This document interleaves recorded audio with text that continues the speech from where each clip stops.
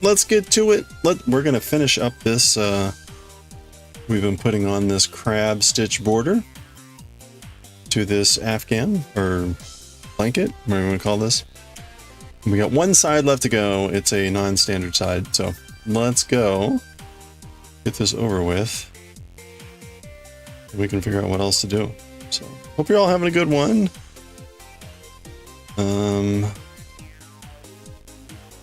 Looks like I'm doing this.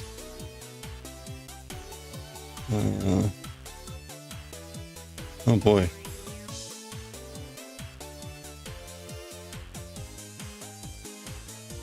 Alright, I'm immediately in a rough spot here. There we go. Okay. Alright, hope you're all doing well. Koshi, good to see you. Kaz, hope you're doing well. Happy Thursday going on Friday.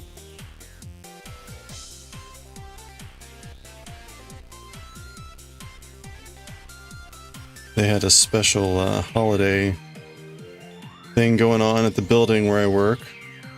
It's funny, right? My workplace will put on stuff, but then the building that we're in will do things. So it feels like there's always something going on, which is bad and good. Anyway, it was a lot of nice holiday food. Very nice spread.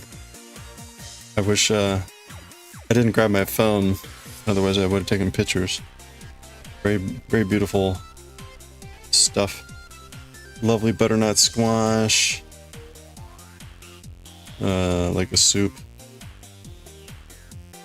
With pumpkin seeds. Hey Daioh! How are you doing? These really good like turkey sandwiches. It had like just large chunks of brie on it. It was delicious.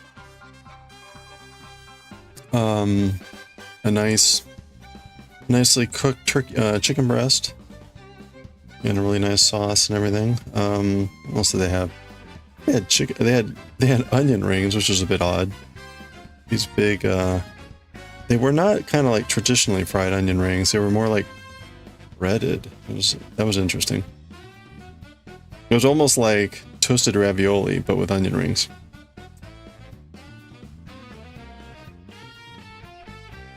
And then what else? Oh, some mac and cheese. They had some other things that I didn't take. Oh, little quiches with like some sort of cheese sauce in it or something.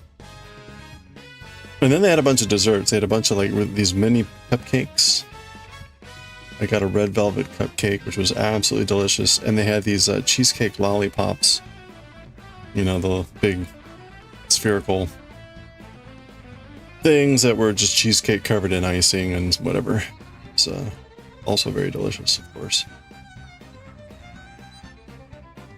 Anyway, so that was nice. I will not be eating anything else for the rest of the day.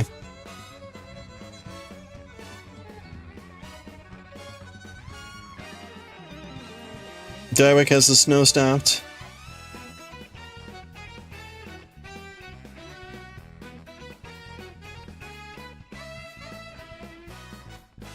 It's funny, there's kind of like threat of snow here over the weekend, I think. It's fluctuating a lot.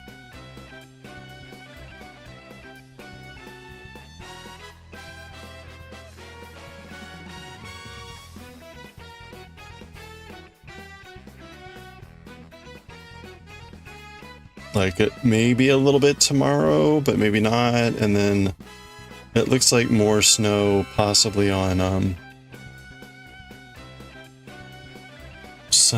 Saturday night?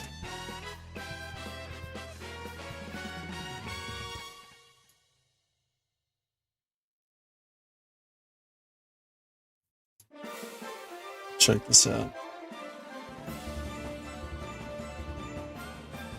Still ongoing? Still snowing? Yeah, here you can see, they're saying like, well, that's today, so I guess snow showers early, that's gone. So nothing. Yeah, so like Sunday morning. Sunday morning. They don't really have anything here for accumulation though, so. Whoa.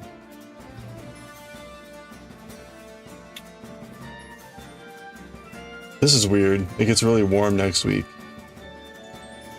Kind of odd. Hey, thank you for that, Chai. Nice and shiny. Bum, bum, bum, bum, bum,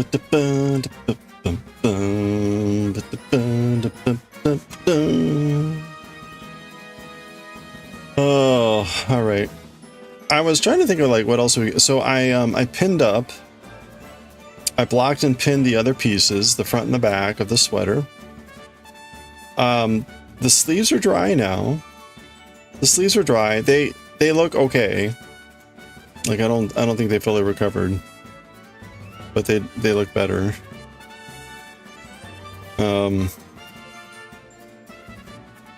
Honestly, I think the sleeves might be a little bit too long now, but okay.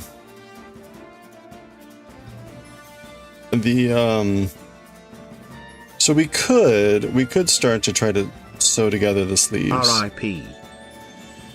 Yeah. We could start to try to sew together the sleeves. But I may just wait, I don't know. I thought another option is we could make the Julia Child streaker.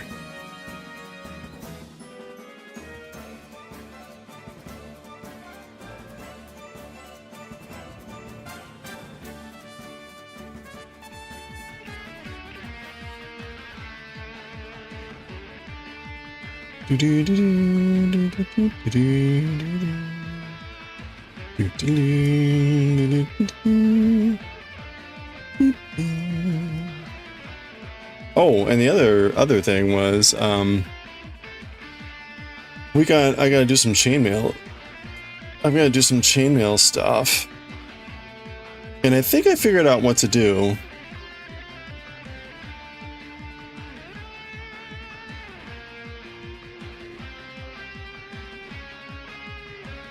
But I did forget to email those to myself. So either I'm gonna have to go get those, or we can worry about it another time.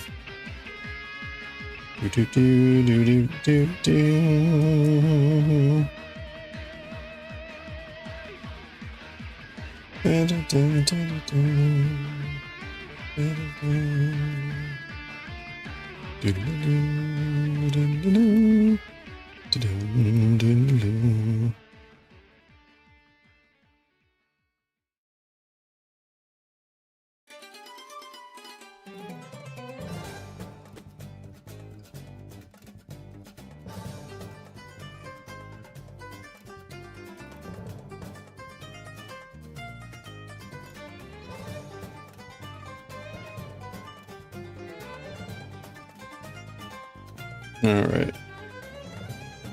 Whoop. Whoop.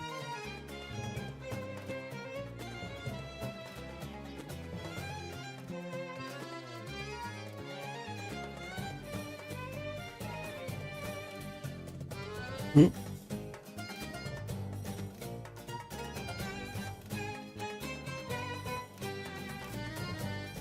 I have no idea what I'm doing here.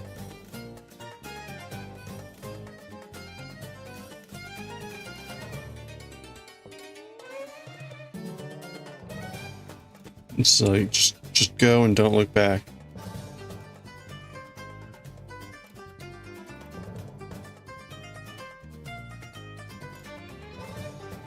Oh. Hey, ohayo gozaimasu. Oh. I don't know how to pronounce that name. Well, good morning. Thank you.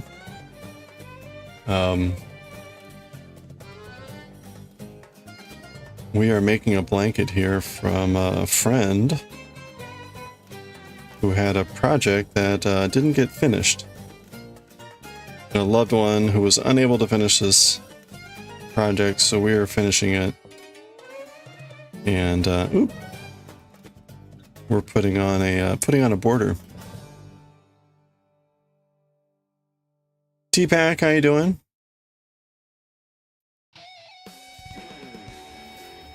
What is up?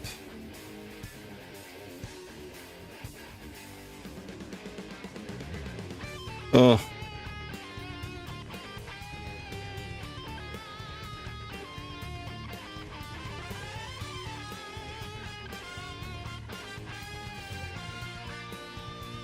We're bordering, yeah.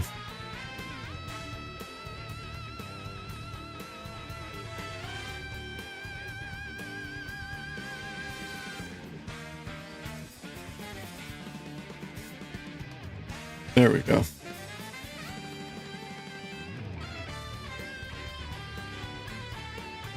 You know, I'm kind of curious.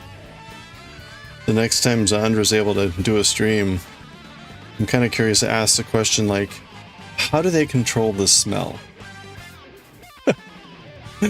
I'm really curious how they control the smell.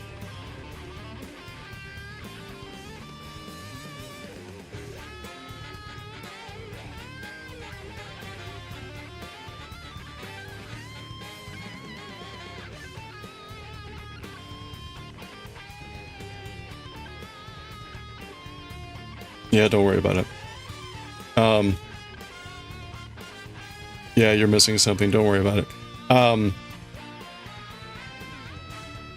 just, like, every morning when I'm walking into work, there's a certain area that I pass. It doesn't matter the time of day. You can smell it.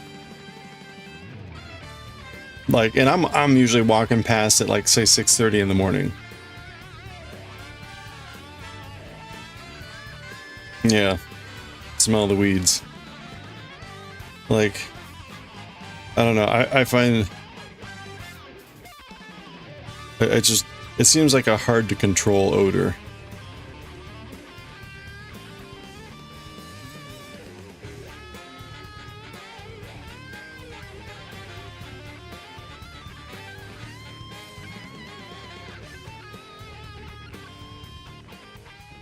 Maybe you don't. Maybe you just give up.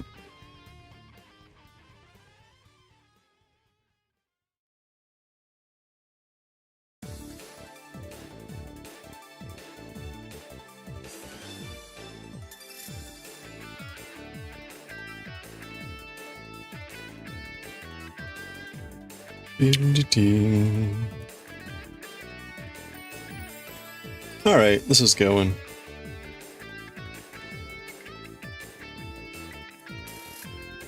All right, we got this much more to go. We got that much more to go. You can see we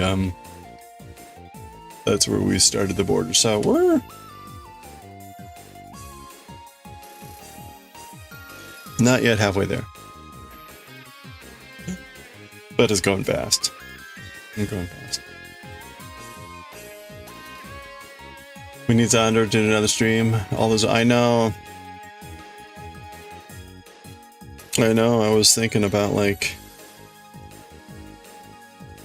all the sculptures that we don't have because she hasn't been streaming or doesn't have time to make sculptures.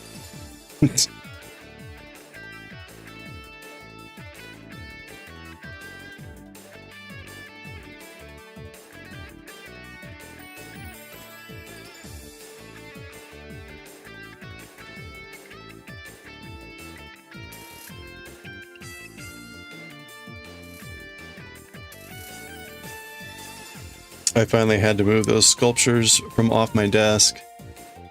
I had them over here, but they were in the way. They weren't in the way, but they were always in danger of being hit and knocked over, and I knocked over one at least a couple times, and it's like, all right. So they're on another shelf now. You haven't seen her? Yeah, she's just been busy. She has a teaching job, but and a second job.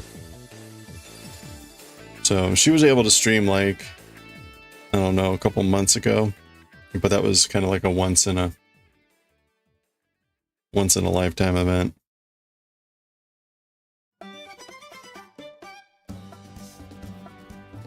The road conditions are atrocious. Oh, stay safe. Be careful. She wasn't teaching before, not as a full-time job.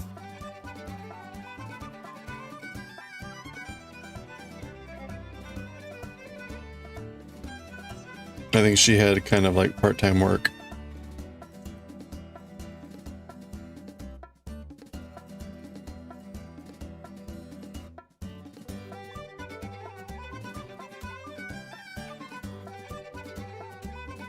And I think she might have been doing something related to her,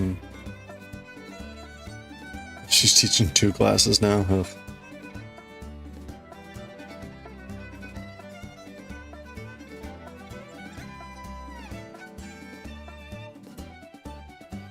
I had thought she was working in a lab, but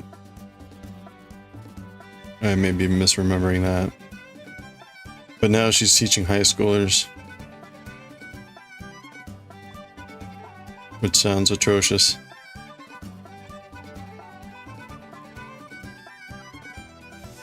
Although honestly, I think the Twitch chat prepared her well. I mean, most of the people in chat were pretty much like, well, fill in the blank.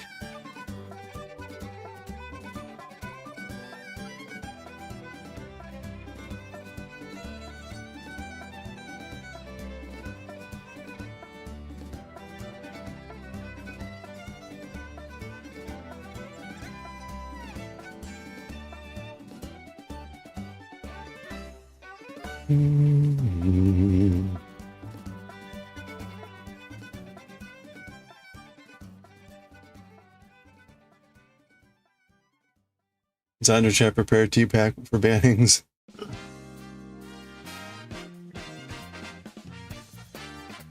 Good target practice.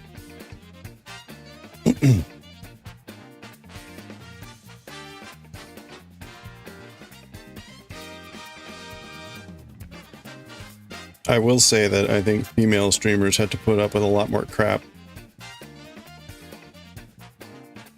In my 3 years of streaming, I think we've had maybe 3 or 4 comments over that were borderline creepy gross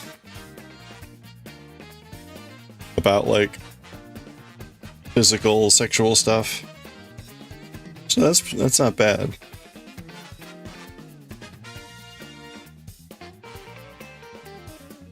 Oh, sheriff in town.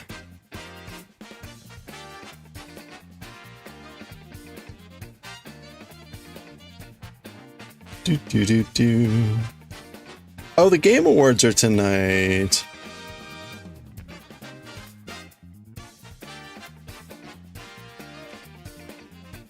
I have mild interest in watching that. Like, it can be kind of interesting. I can't put up with all the crap. I can't put up with all the crap. Like all the award show crap. It's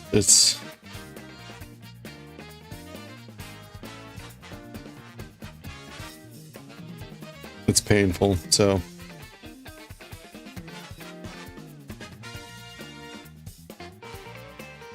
it's in 3 hours. Okay. That's about when is it 3 hours or 3.5 hours or 2.5? Or do they actually start at 7:30? Or on the half hour?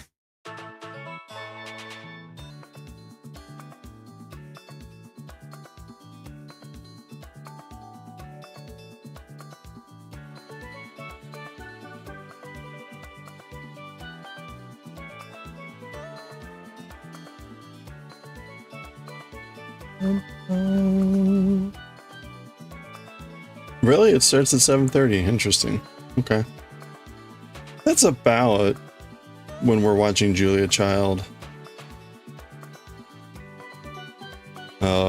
I don't know that I would watch the Game Awards instead.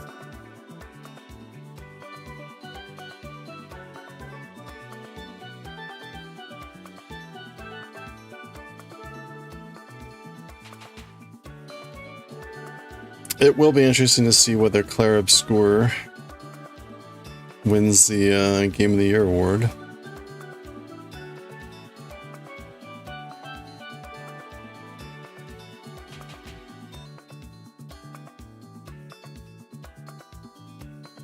Yeah, Julia Child wrecks the Game Awards.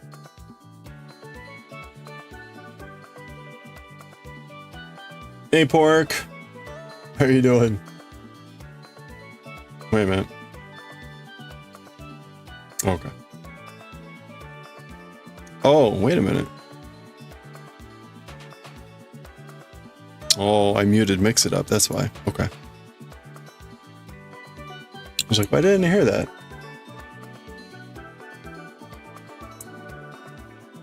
Anatomically correct crab, thank you.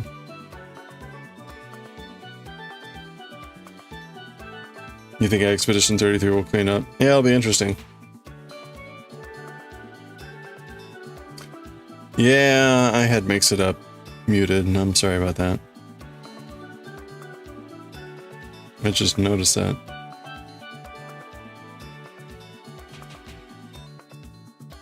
You think Expedition 33 is going to lopping out all of it?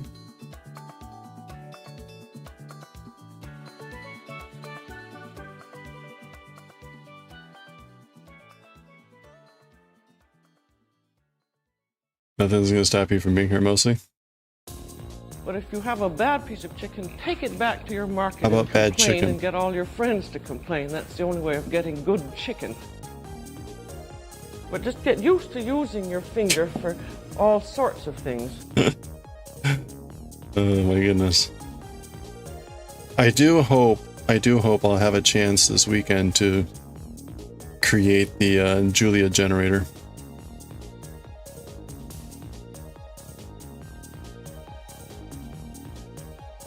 That's right. Don't worry about the bad chicken. Just use your finger.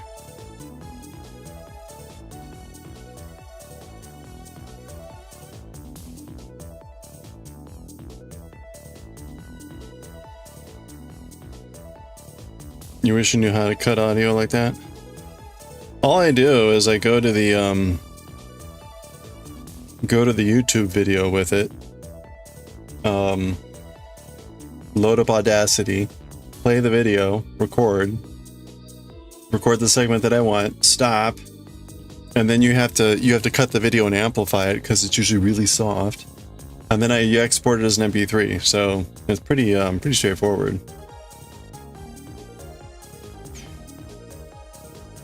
All VIPs,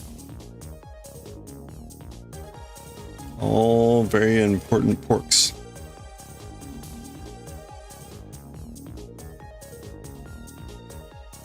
You guys are not crab. You've got diamonds. That, yeah, very important porks. Dear little old friend, the chicken. See, here's our dear little old friend, the chicken. That's right, it could be worse. Yeah, you could trade in that diamond for a sword. Fancy sword. Yeah, take chicken back and complain. We're pretty sure this isn't real chicken. It says it's real chicken.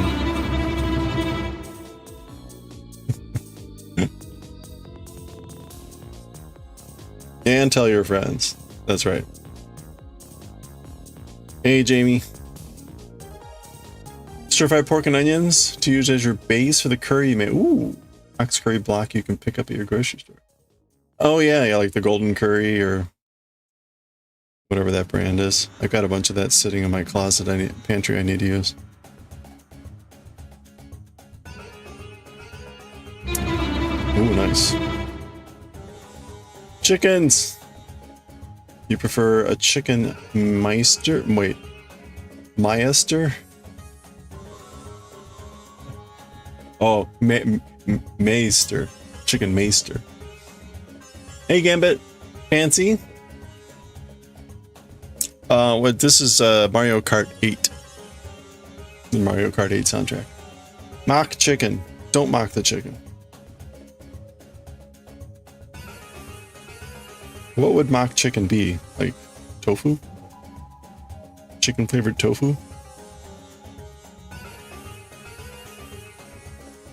Or is like mock chicken like bark bark bark?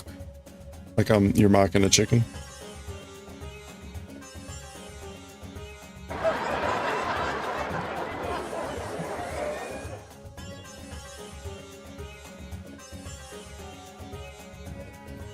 So tired from today, but you'll be okay. Oh, I hope you get a chance to recuperate. You looked at the spices used in the curry and didn't have a lot of them, so the block worked better for you. Ah.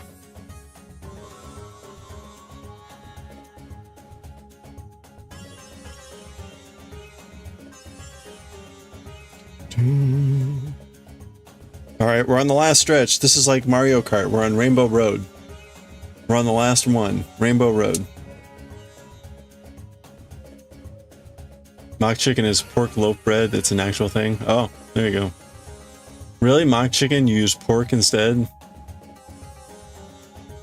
That's not... Have you ever heard of the mock apple pie? The mock apple pie that's made with the Ritz crackers instead of apples? Mock chicken, a chicken that goes very fast. That's right, mock chicken.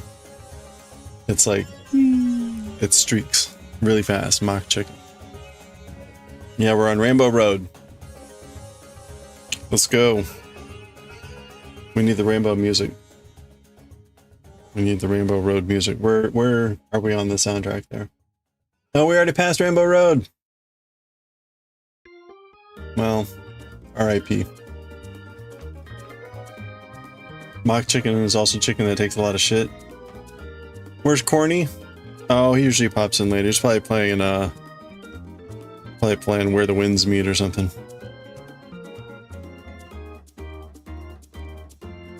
Or making dinner.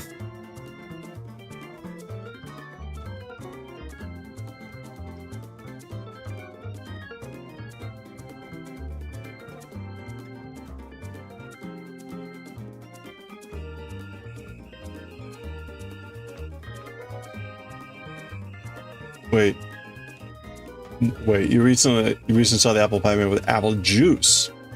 Okay, well at least it's still apples. I never made the one with the Ritz crackers. It just looked too sketchy.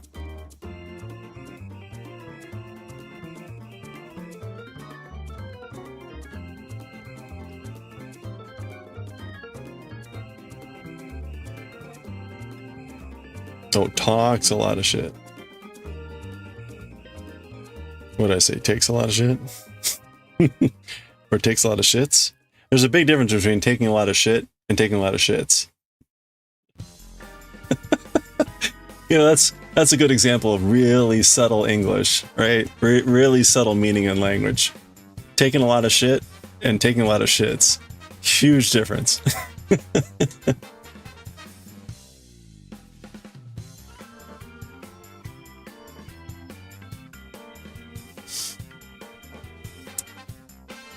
One more streak in 45, nice. Playing his video games, yeah, either that or he's making pasta. Speaking mockingly. Yes, takes a lot of shits. You're the latter, aren't you diabetes? Oh no. Apple juice? In French cooking, they call it au jus, but that's just juice. It would have to be like pomme au jus de pomme, or jus de pomme.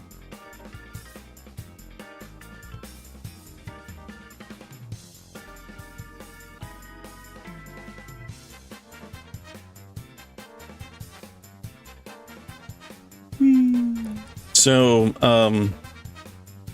we may later make the Streaking Julia.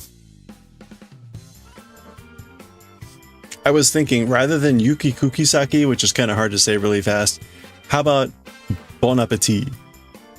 The question is if she's gonna yell Bon Appetit as she runs across the screen naked, is it gonna be Bon Appetit, or is it gonna be Bon Appetit? Jus de pomme. Juice de pomme. Your frenek, you would canoe. Your frenek? That sounds painful. Maybe if you see a doctor, they can help you with that.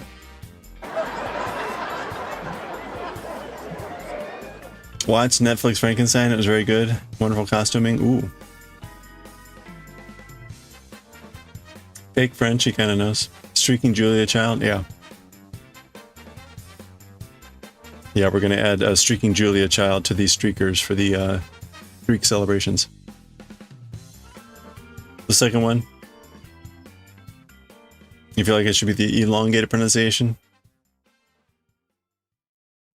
So I mean, so far the pattern has been to do kind of like a wee sort of related sound, right? Wee type of thing. So that's why if you try to make it sound like her, like Bon Appetit, that's just going to sound like Julia Child. Otherwise, it needs to sound like she's saying it as she's running across the screen. Bon Appetit.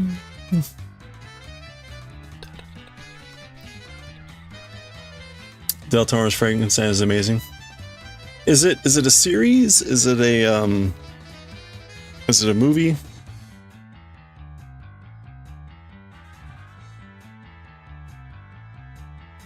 You're embarrassed there's a McDonald's in the Louvre. Hey, they chose that. Someone French approved that, so nothing to be embarrassed about.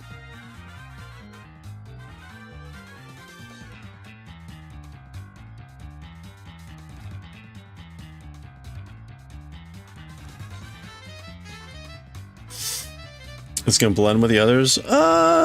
I don't think so. Right? It's got a different rhythm. That'll stand out. You've got you know, it'll stand out.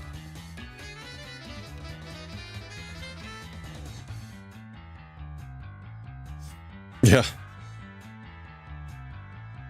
Daioh is Canadian French.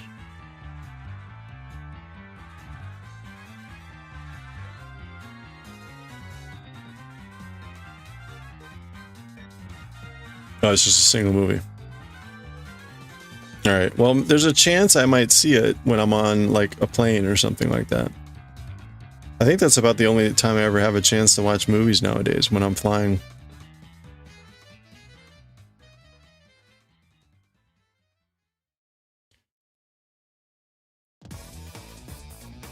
Isn't it McDonald's?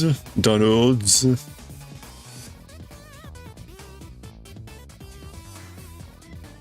Could be worse. It could be the Japanese pronunciation of McDonald's. There's a reason why they just call it Makudo.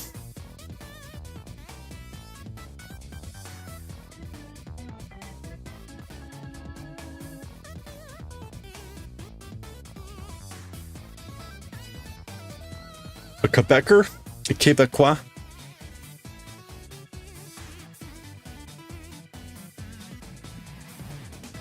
Free movie link in. Oh no, don't. I appreciate that, but please don't, because I just won't have time to watch it.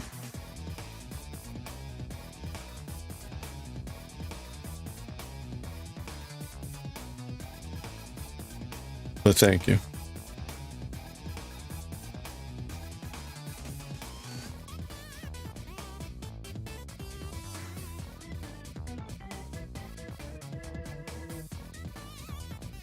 Tokebek.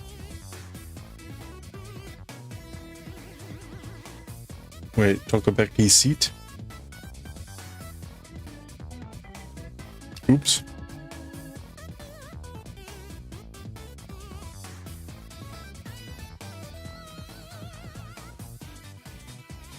Ah,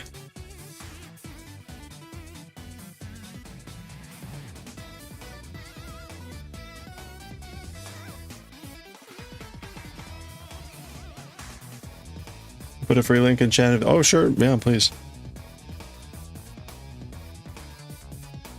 I don't even have a Netflix account. It would be a big pain in the ass, so I'm sure I could find it somewhere else if I really got a hankering.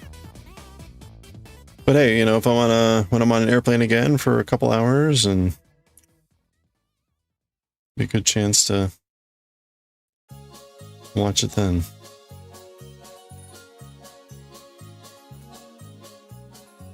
Assuming it's on there, it probably won't be. Knowing my luck.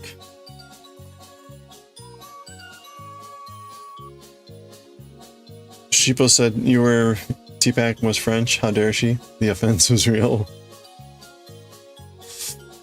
Yeah, you're like to the right of Quebec, aren't you? Frankenstein movie. Beep-beep-beep-beep.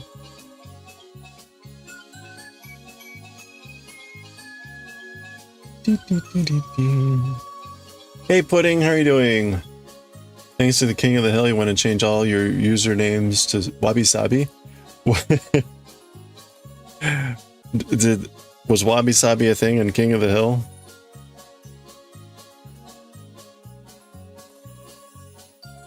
You could be like Wabi Sabi Pudding.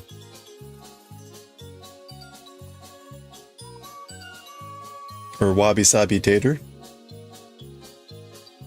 It was. Oh, dear Lord, I can only imagine. What was the shtick with the Wabi Sabi and King of the Hill?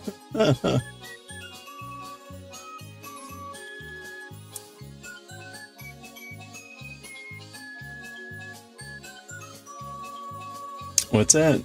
No, T-Pac's in Canada.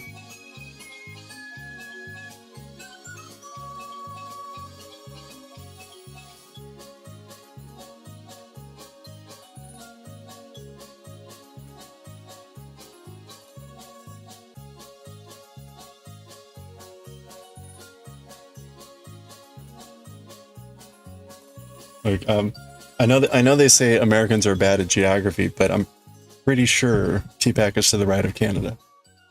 Or to the right of Quebec.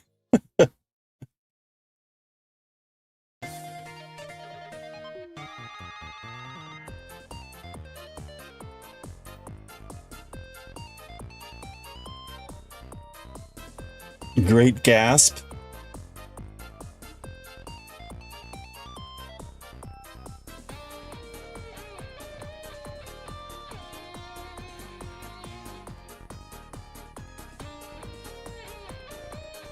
Seafaring, yeah.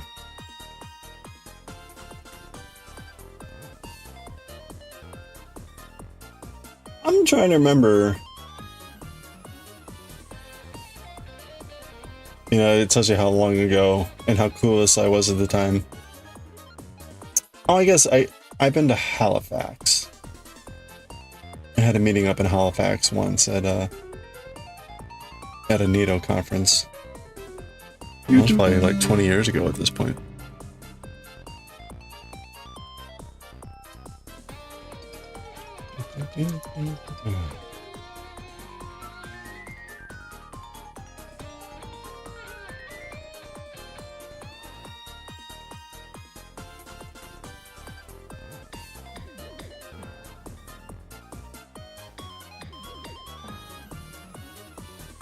Hey, Moriko-san. I am not in Japan.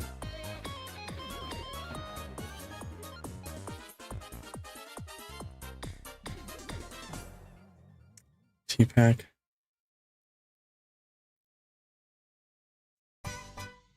Yeah. Yeah, that Halifax.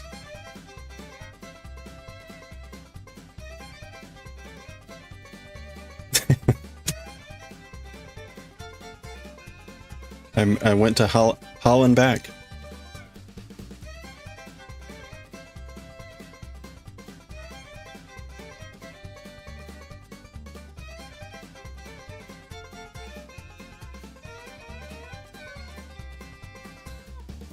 Wait. So I missed what was the Wabi Sabi connection in King of the Hill? I'm kind of curious. I can only imagine.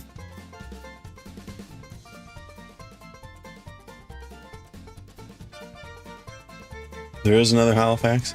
There's probably like a Halifax, like Kentucky.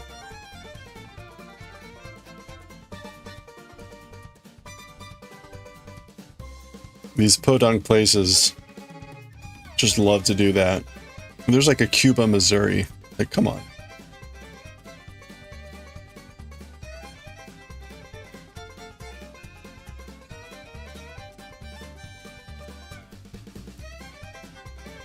Well, I live right next to the city of Alexandria,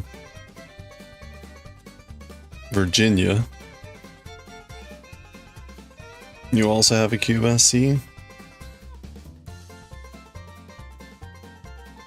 Most places have the same name in the States, yeah. All the funny jokes. Yeah, I went to Cuba over the weekend. Alright.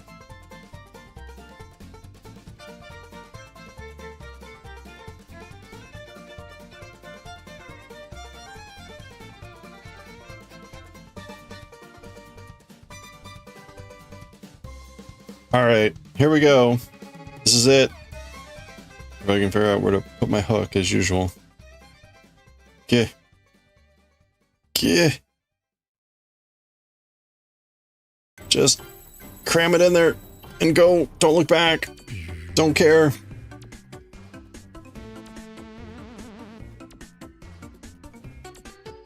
If you don't care, it's faster. Caring just slows you down.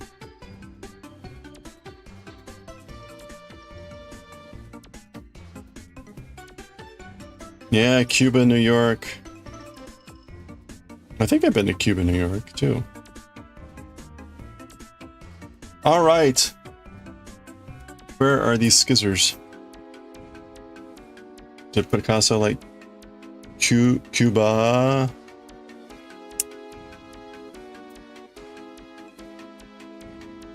Cuba Gooding Jr.?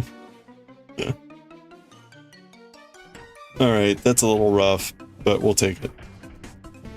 Just don't look at the corner. Alright! We did it!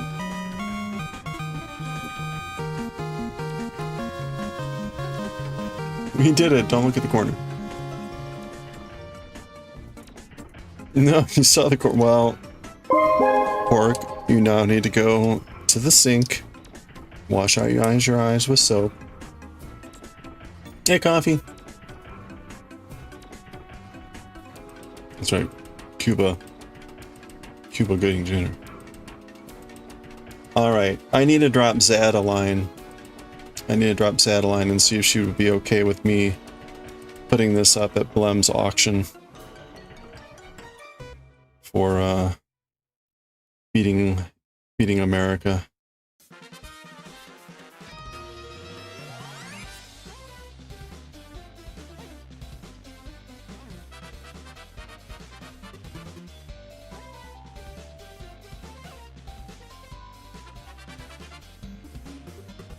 It's not gonna trigger it a second time. Damn it. You know, clean eyeballs, it gets rid of those floaties. If you got floaties in your eyeballs, it totally gets rid of those. You know what? That shows up too much. I don't like that. Undo! Undo!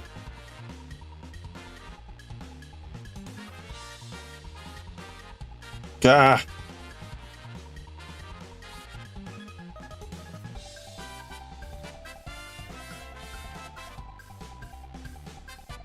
Thank you, thank you. Yeah, I mean, so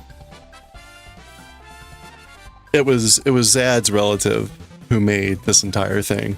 I did like these 4 rows and then put a border. So I can take very little credit on this thing.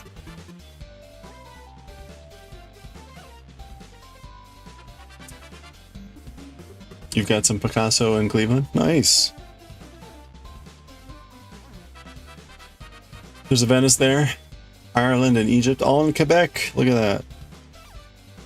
You can visit the world without leaving Upper North America. You're fairly close to Ireland. Nice. Wait, what gets rid of the floaters? No, I was just saying washing your eyes out with soap.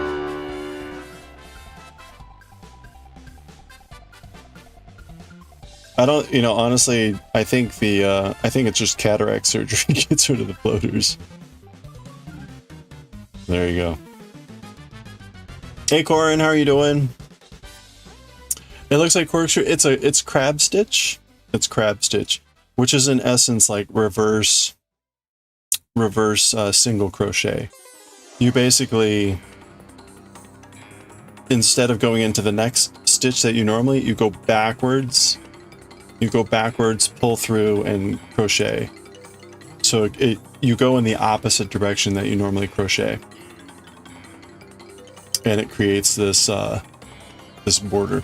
You can see, right? It doesn't give you anything to build off of. So you wouldn't do this as like another row.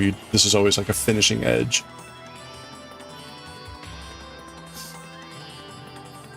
Corin, how you doing? How's dinner?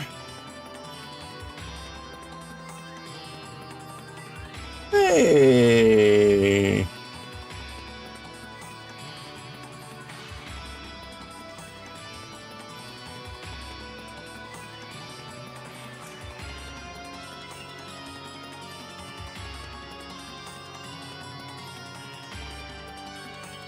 You get a floater in your right eye every time you have a severe coughing fit. Really? Wow. That's very, like, specific.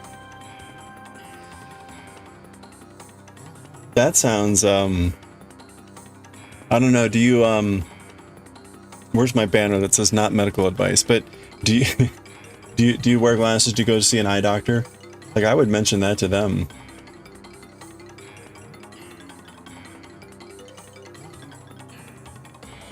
You're gonna start your supper? What's for supper? 5-spice rice with meatballs and feta and chili crisps. Ooh, that sounds good. What's the, what were the 5 spices? You're hungry? Well, I'm turkey.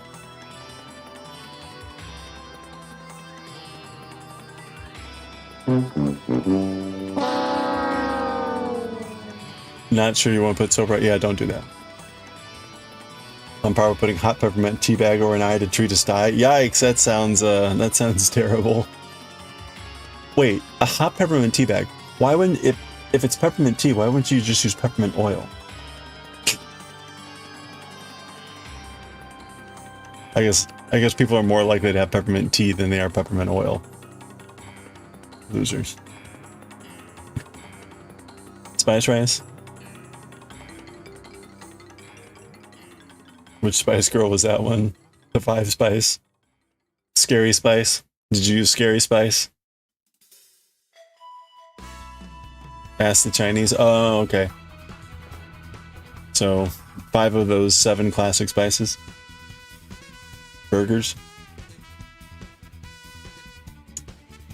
Diluting and less expensive. Jeez.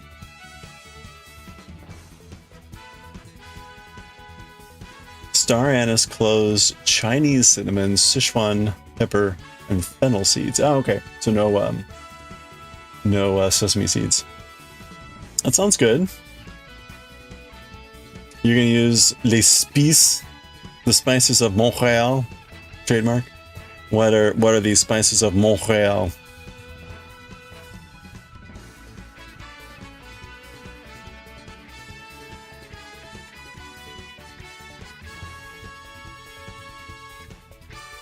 Dried air. Soil from Montreal. Fancy corn recipes. Can't stand Spice Girls music. I remember going to see the Spice Girls movie when it came out, because I've said this before, but there's this period from 94 to 98 where I saw pretty much every movie that came out. Because that's when I went to college and we went and saw a movie every Friday night. And so there were weeks where it's like, there's nothing out and we haven't seen this movie. It's the only one we haven't seen, so we're watching it. And I didn't know any of the Spice Girls music, so it was like, yeah, whatever. I kind of know who these people are, but not really.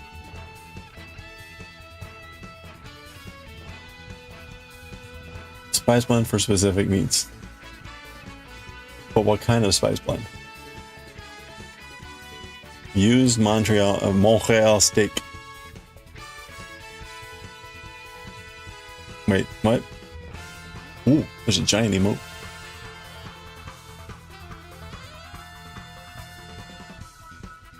used Montreal steak. Wait, do you mean that you used Montreal steak in a recipe, or do you mean you have Montreal steak that has been used previously cooked, previously scarred, or still scarred? T-Pack performance in that movie, very memorable. What's the rating on Spice Girls movie? I don't know.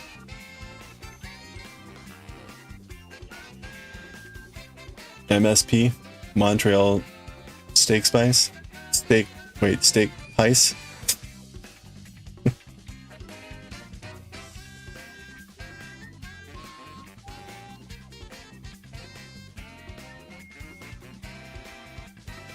Moose nuts. What? MSP, monosodium glutamate. Oh, monosodium poutine. That's what it is. MSP. Or I guess it could be multi-salty poutine. MSP. Salt, pepper, and some herbs. Anyway, you're... Oh, ha, ha, ha, ha. It's like when you look at the ingredients thing and it says like natural flavors. Like, well, what the fuck does that mean?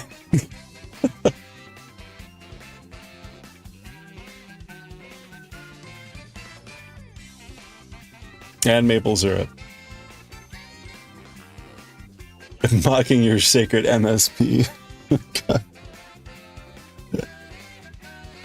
Wait, isn't MSP like manufacturer's suggested price? Looking at the ingredients for real. So this is actually a thing. MSP Canada Spice. MSP starch products.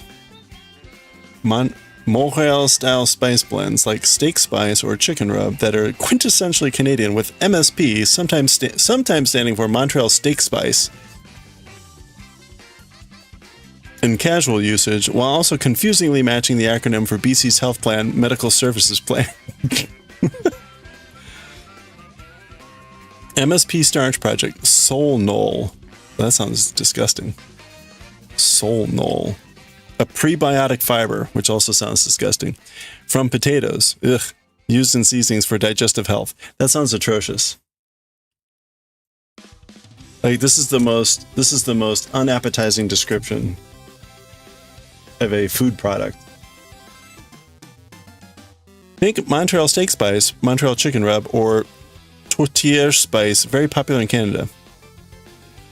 A famous blend with garlic, onion, pepper, and coriander. Okay, there we go. I kind of like the medical services plan.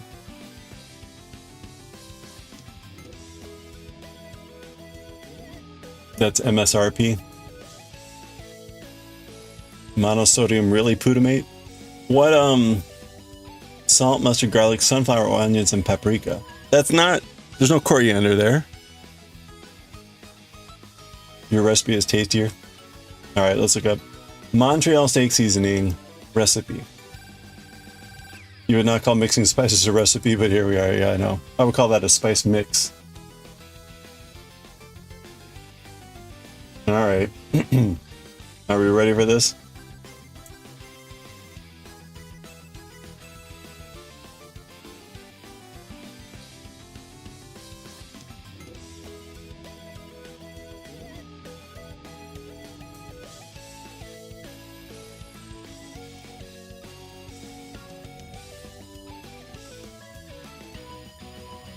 Okay. Pepper. Paprika not smoked. Salt. So it's primarily this. Some garlic, onion. Okay, so far it's sounding like any other like chili powder, but okay. Cayenne pepper. This is like chili powder. It's got dill seeds. That's the one. This is basically the only thing that this wouldn't make this chili powder is the fact that it doesn't have chili powder in it.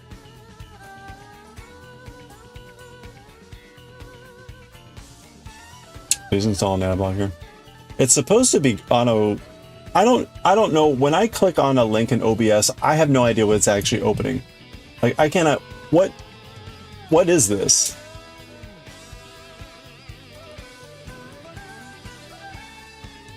I can't tell you what this is, what program this is. What do I need to change in OBS so it actually uses Rave? Anyway, this is basically again like a chili, except without the chili powder.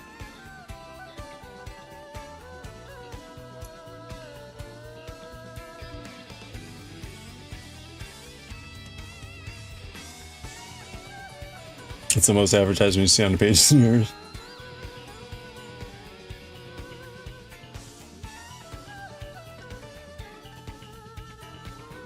Wait, you mix the MSP with Hoshue? Oh, Goshi. I'm like, is this some sort of Japanese sauce? Hoshue? No, well, it pops up in a different window. If I click on a OBS, if I'm in OBS and I click on a link in chat, it opens up this window, and I don't know what it is. But where is it under settings in OBS?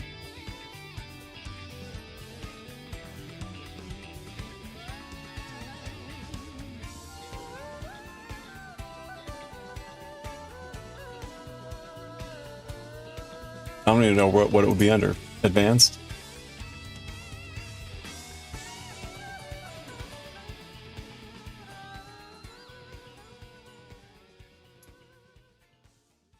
Stream? Appearance? Yeah, I don't know. Alright, whatever. Okay, well, we're done. Oh, wait, no, we're not. I was still threading. Still threading. Oops.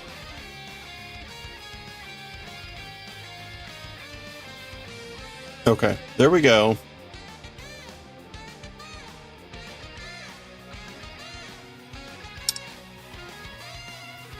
Do do do do do do do do do do.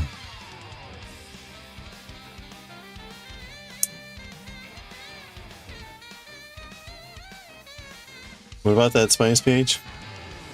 What about that spice page?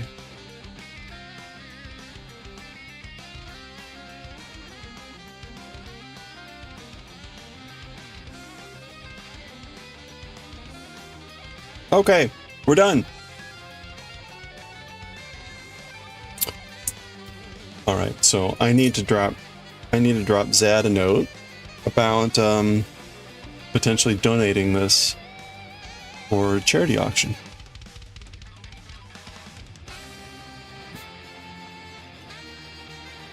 You know what? Let me do that now before I forget, because I will forget. Hey. How do I unsubscribe from these emails? There we go. Thank you, Twitch. I swear, the things that Twitch decides, like, we're going to start emailing you about this. You can just envision the board meetings. Like, this is the sort of shit that the Twitch staff have to deal with. Someone comes up with the bright ideas. Okay. We need to encourage people to give more gift subs. Why don't people give more gift subs? Oh, because people don't use their gift subs, right? You give a gift sub and then no one ever uses it, right? So how do we encourage people to use their gift subs? I know. We'll spam them with more reminders that they have a gift sub. We won't just do it through the browser and through the Twitch app. We'll now send them emails.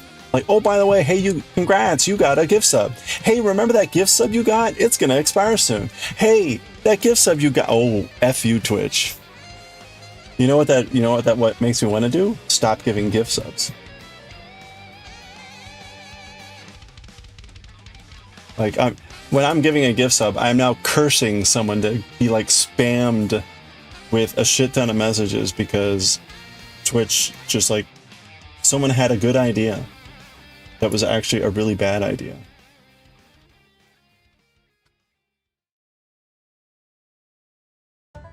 great crochet work.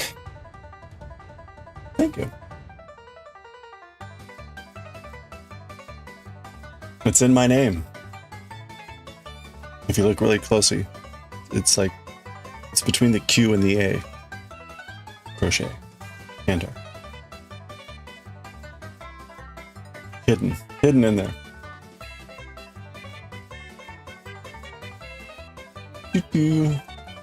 Bump. Okay.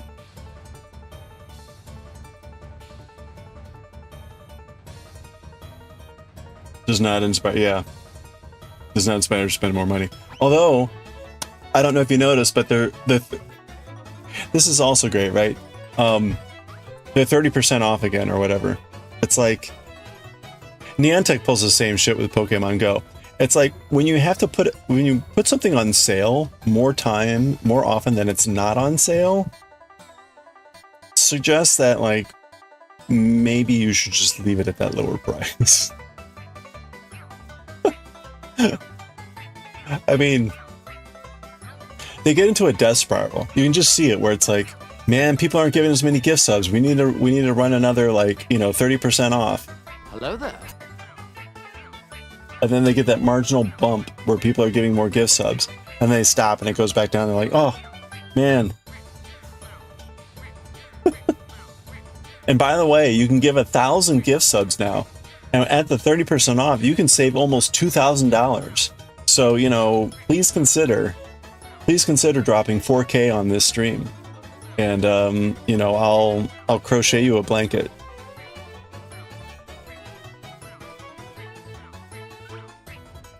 Which, to be honest, like if I made something like this and sold it, I would probably have to sell it for about $4,000. So there you go. If anyone wants to donate 1,000 gift subs, I will knit you a double knit scarf for free.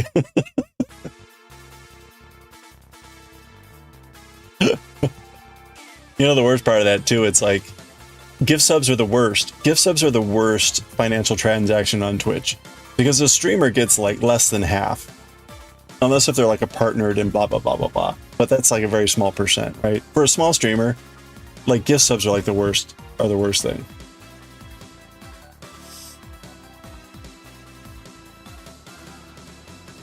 Hot take. You want to support a streamer, bits, and then like not donating through Twitch. They like to try to claim, oh, it helps with viewership. Yeah, whatever. The conversion rate with like a gift sub to someone that actually like does a subscription or whatever is something like less than 1%.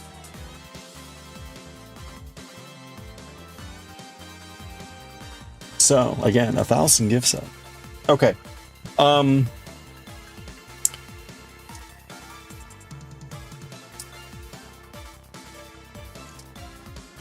Only if it's a double-sided boba scarf. Well, I will crochet in any or knit in any pattern you want. You can only gift groups of subs. Wait. You feel like they do better letting folks solo gift subs? Oh, you mean like the discount is only if it's like 5 or more, rather than like 1? Yeah. 3,000 gift subs. No, only 1,000 T-back. Only 1,000 for the low price of 1,000 gift subs. Although honestly, again, like I'd prefer the bits. We're talking financial transactions here. Of course, again, like with the bits, they make the bit buyer foist the cost of the bits, so they're still getting a take. Right, because you got to pay extra money to get the bits. What is it, like 100 bits is 140, $1.40? And what's the highest bit exchange rate? It's such a screw job. I forget what it is. You get like 10 or 20% off if you buy like $300 or something like that. And then you're only giving them like 20% extra.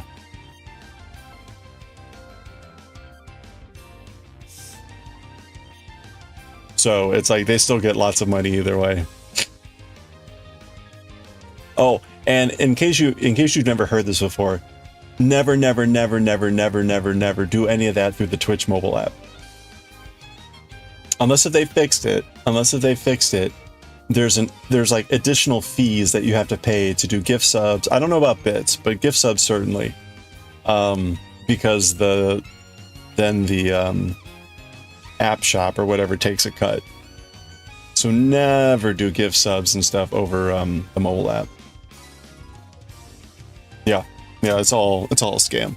So best way, absolute best way you can support a streamer, actually, other than being present, which is awesome. That's actually the best way.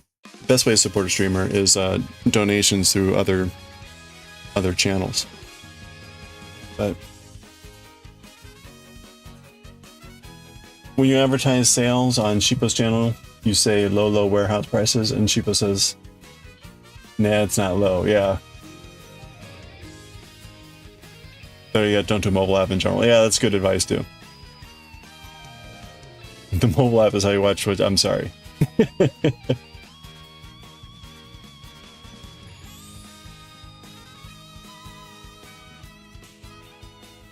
You're only teasing. No, you're not.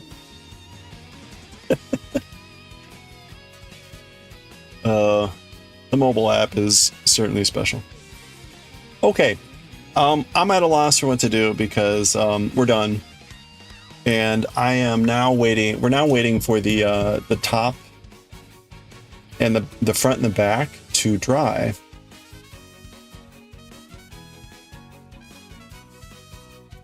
If you didn't see this, I posted. I did wet these and block them, so they are currently drying.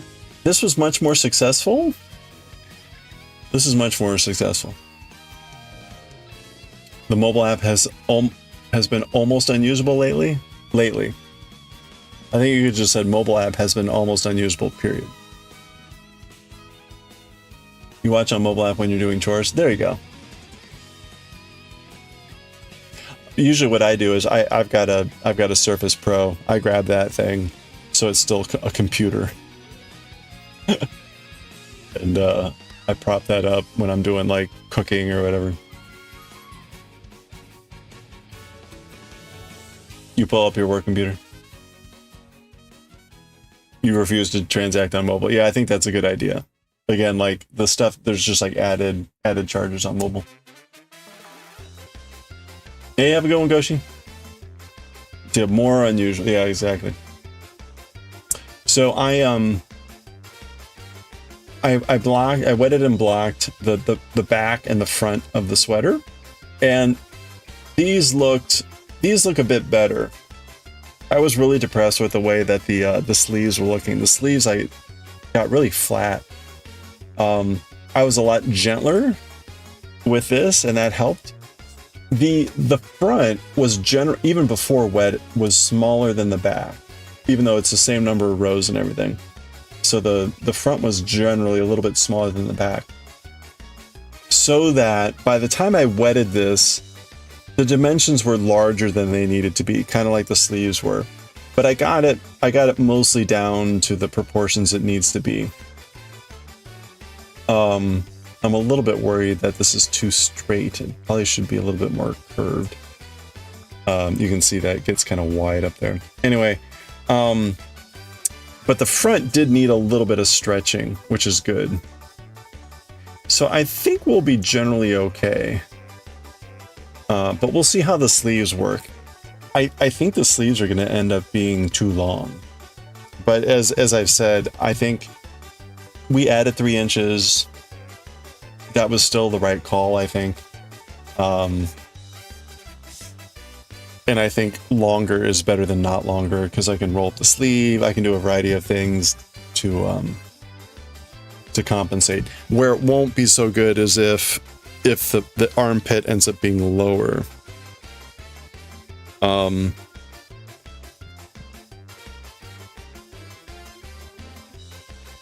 we'll see. The collar seems small. Well, the neck is the front. The the sleeves and the back. So the sleeves also are part of the collar.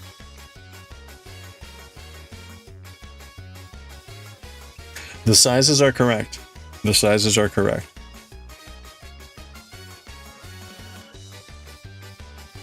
Remember, this is raglan. Raglan. So the sleeve seam comes like here.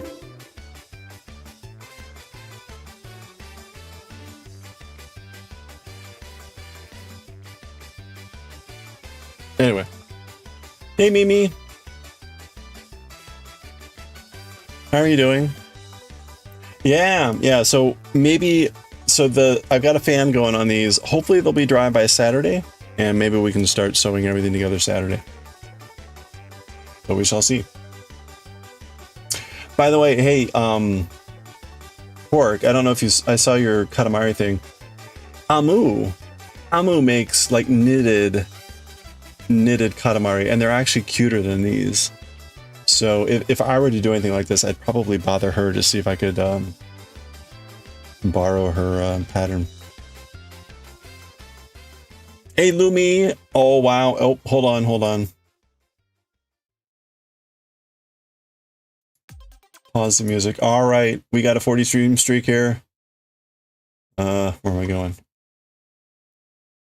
All right. Prepare yourself. Let me make sure the streakers are ready. The streakers are ready. Hey, Little Trouble, you're just in time. We're about to celebrate Lumi's 40 stream streak. Let's streak along with Lumi. Streakers, let's go, streakers.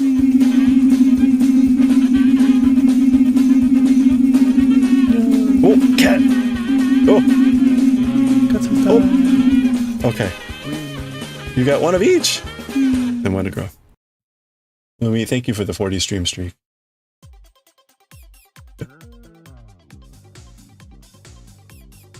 What's a Wugo?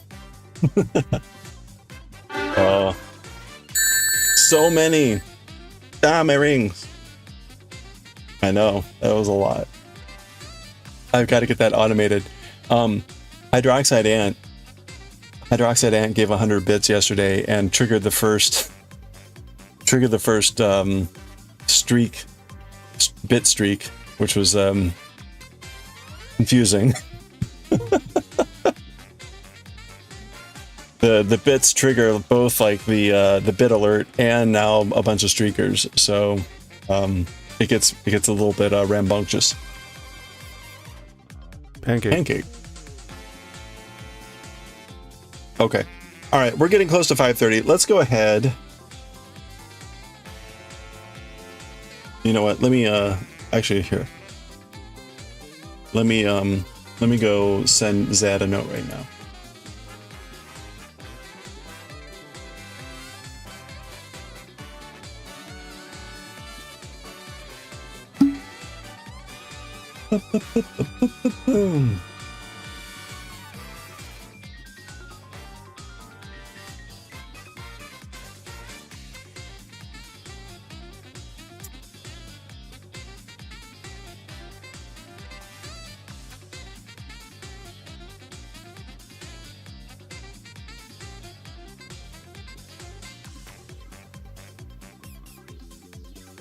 You dropped a stitch? Oh no!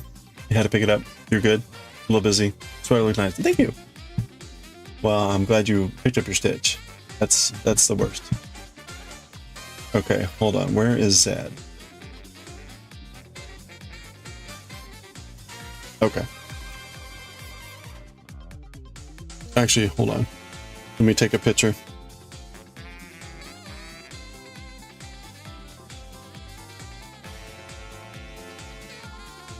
I'm not going to take a picture of that corner.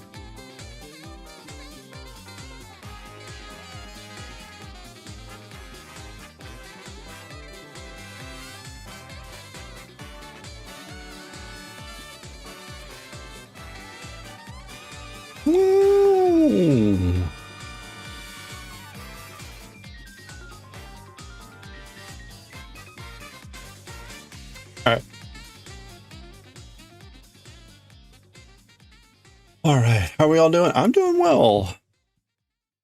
We finished the blanket here.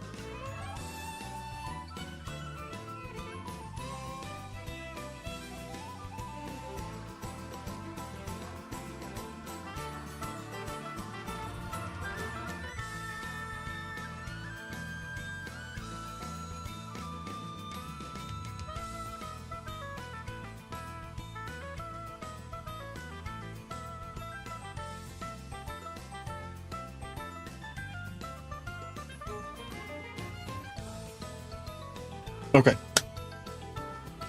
Yeah, it's definitely like a baby blanket. So right, it's just wider than the screen. Wah. And it's only that long. But it was already, the width was already set, which means really like the length has limits. Otherwise it's like a runner or something like that. So and this camera, the face camera, doesn't do justice. This is much closer to the actual colors. This makes the contrast is a lot higher on my face cam, just so that the colors pop a little bit more. But this is, the colors you see in the big screen are pretty close. I'd say like 98% there. But it's you can see, right? It was kind of just grab a ball and go. So, and again, like all that was already done. We added 4 rows and then I did the border. So I didn't really do that much. So okay. Zan says charity is always a great option. Okay, well, we can see if Blem would be okay with having this as a potential charity item. Assuming that Zad doesn't want to try something else.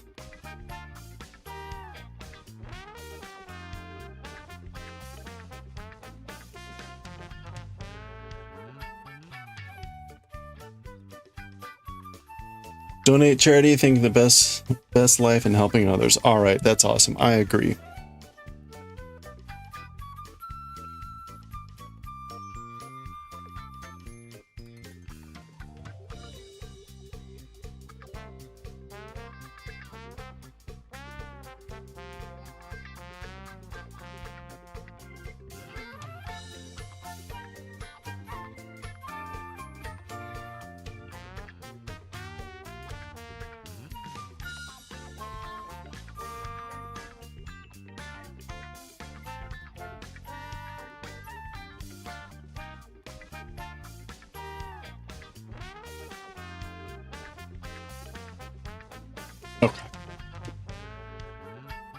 It is a neat baby blanket. Very colorful. I like the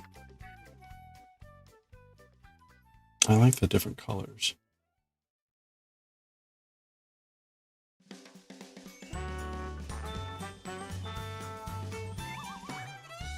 Simple, yet fun.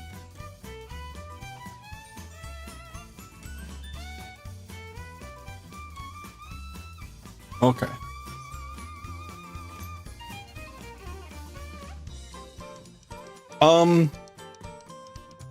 Okay, we have 2 options. I think I know what the answer is going to be. We can watch some Julia Child while I animate a naked Julia Child. Or we can read some Jujutsu Kaisen. Those are your options.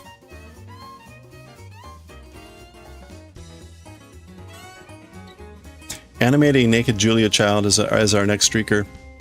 While we watch Julia Child Friend Chef and listen for clips, or translating Jujutsu Kaisen.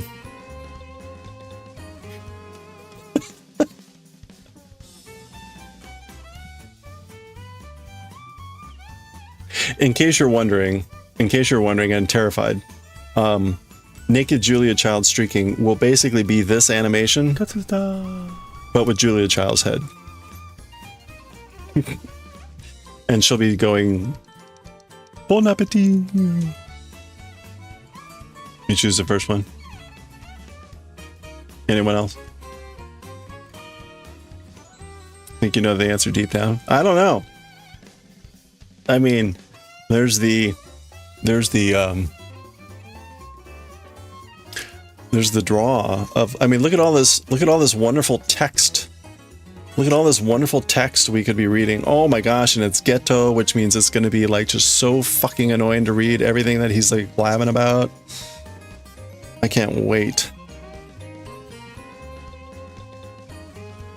Look at all that text. Blah, blah, blah, blah, blah.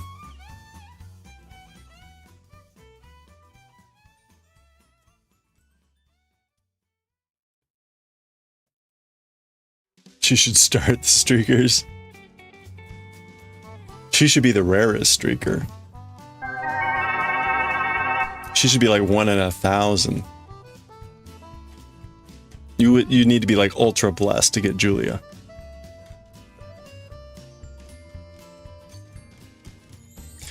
What should the odds be for Julia? It's got to be greater than a 1 or less than 1 in 100.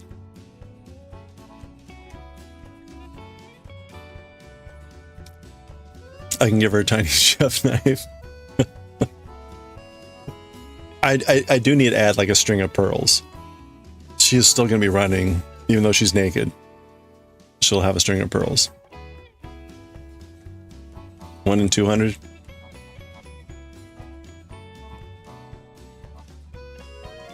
Blessed by the Julia.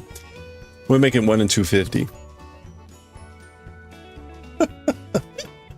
The problem is, right, after a year, people are somehow like sticking with this.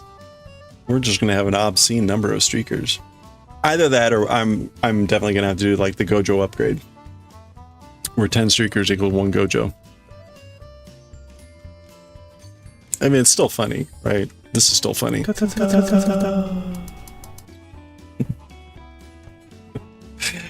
Oh man. Okay.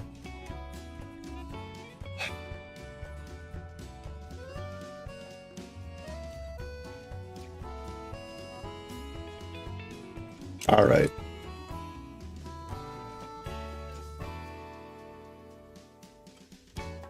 Also, assuming Twitch doesn't get bored and take it away in 2 weeks, only to revive it again after setting everyone to 0. Didn't they already do that?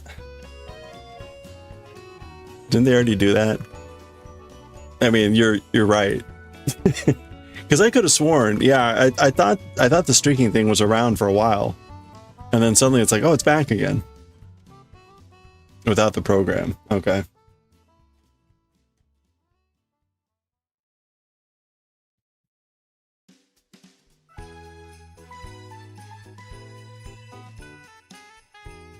All right.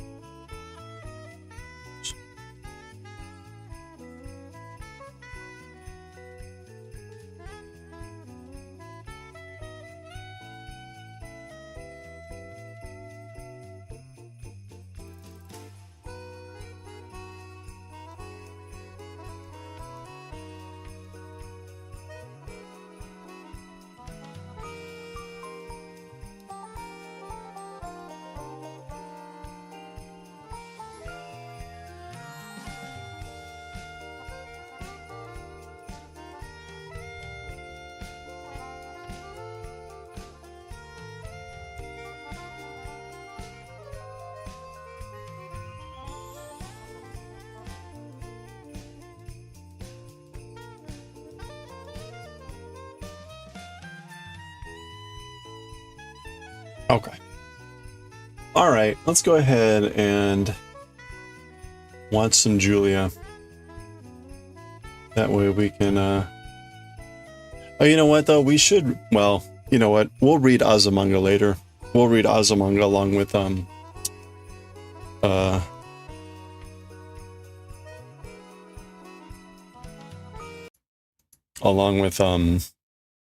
Akira.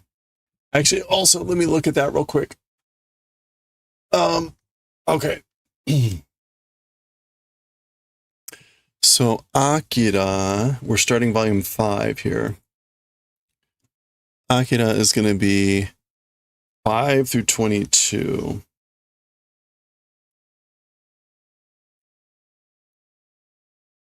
Oh, that's what I was worried about. Ugh.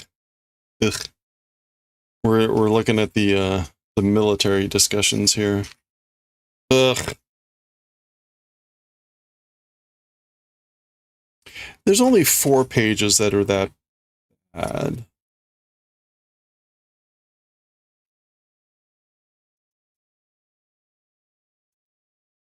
Okay. There's only 4 pages that are that bad, so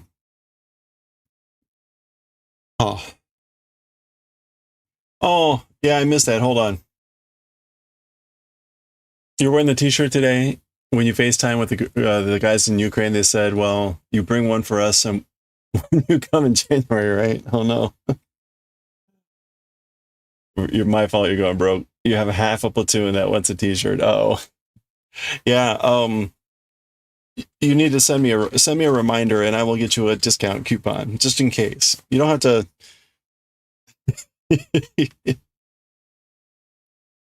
you're going to have them like pull lottery for it. Okay. All right. I don't have a hold on. I can duplicate this. We're going to call this overhead right ASAP right. Hey, it rhymes. Okay. And instead of this,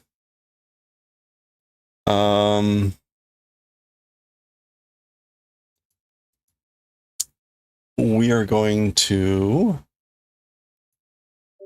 whoa.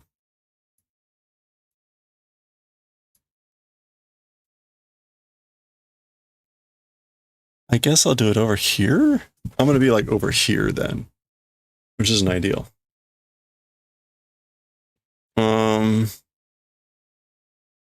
Okay, and I want a new, no, not display capture. I want a new window capture.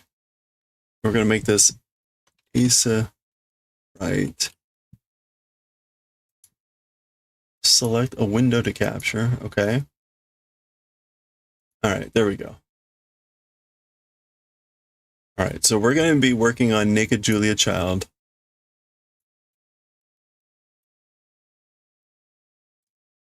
In this window.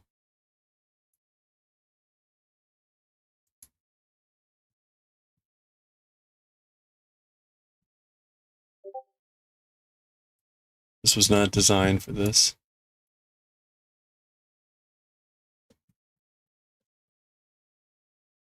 Something's missing. Like chat's not working here. Chat's not working here either. Did chat stop working? We're going to be yes, we're going to be working on Naked Julia Child. I guess chat stopped working.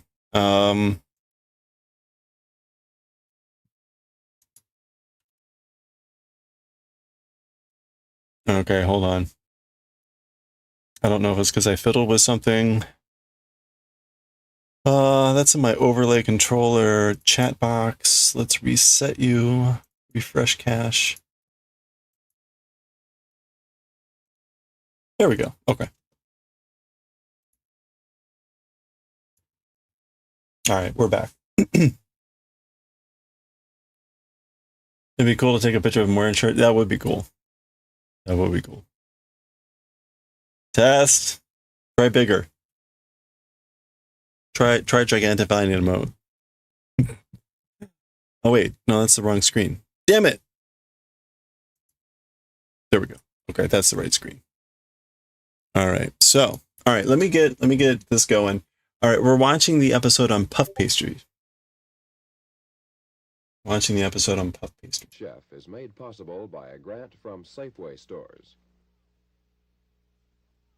When you take flour and butter and turn them into French puff pastry dough, you can make the most fancy things. Pâté en croûte, palmiers, cook, chausson, pitivier. We're making puff pastry today on the French Chef. Bum bum bum bada bada bum bum bada bada bum bada bada bum bada bum bum bum bada bada bum bada bada bum bum bum bum bada bum bum bum bum bada bada bum bada bada bum bum bada bada bum bada bum bum bum bada bada bum bada bada bum bum bum bum bum. Welcome to the French Chef. Thank you. I'm Julia Child. Today, Whoa, look at we're that. making French puff pastry, pâte feuilletée. I think it's the most famous pastry dough that there is. and you can use it for hundreds of things, and all throughout the menu. You can make, for instance, these little cheese or meat pastry cases called chaussons, or you can make it into a meat or cheese pâté, or for dessert you can make one of these lovely almond creams called a pétivier, and you have cookies like the little palmier and this little caramelized koek. And these are just only a few of the things that you can make out of puff pastry. Though I think puff pastry is something that scares a lot of people to death because they've heard so many awful things about it, or else they've tried it and they haven't been successful with it. But I think that if you have an explanation of how it works and why, that you've got sort of half of the battle won. So we're going to start right in on it from the beginning. We have here a piece of just plain pastry dough, which I'm going to now put in the oven. And what it is are very, very fine leaves of pastry, which are separated by very, very fine layers of butter. And in that 1/2 inch piece, there are 730 dough layers, according to my figuring. Somebody might have a different idea about it, but it's at least 730. So we're going to make it out of American all-purpose flour. And this, I've used the ordinary all-purpose flour, and I haven't found it's been very successful. And then I've just tried this new granular flour, which it feels sort of sandy, or like very, very finely ground cornmeal. And I found the most successful puff pastry was made with that. And so we're going to take 3 cups of it. You don't have to sift this flour at all. You just take it from the cup and level it by shaking it off. And each cup weighs about 4½ ounces. So I'm going to take 3 cups of granular flour. And that makes about 14 ounces. And then I'm going to take 1/3 cup of just ordinary tasteless salad oil and pour it right into it. And then stir it up with a rubber spatula until it all gets well mixed.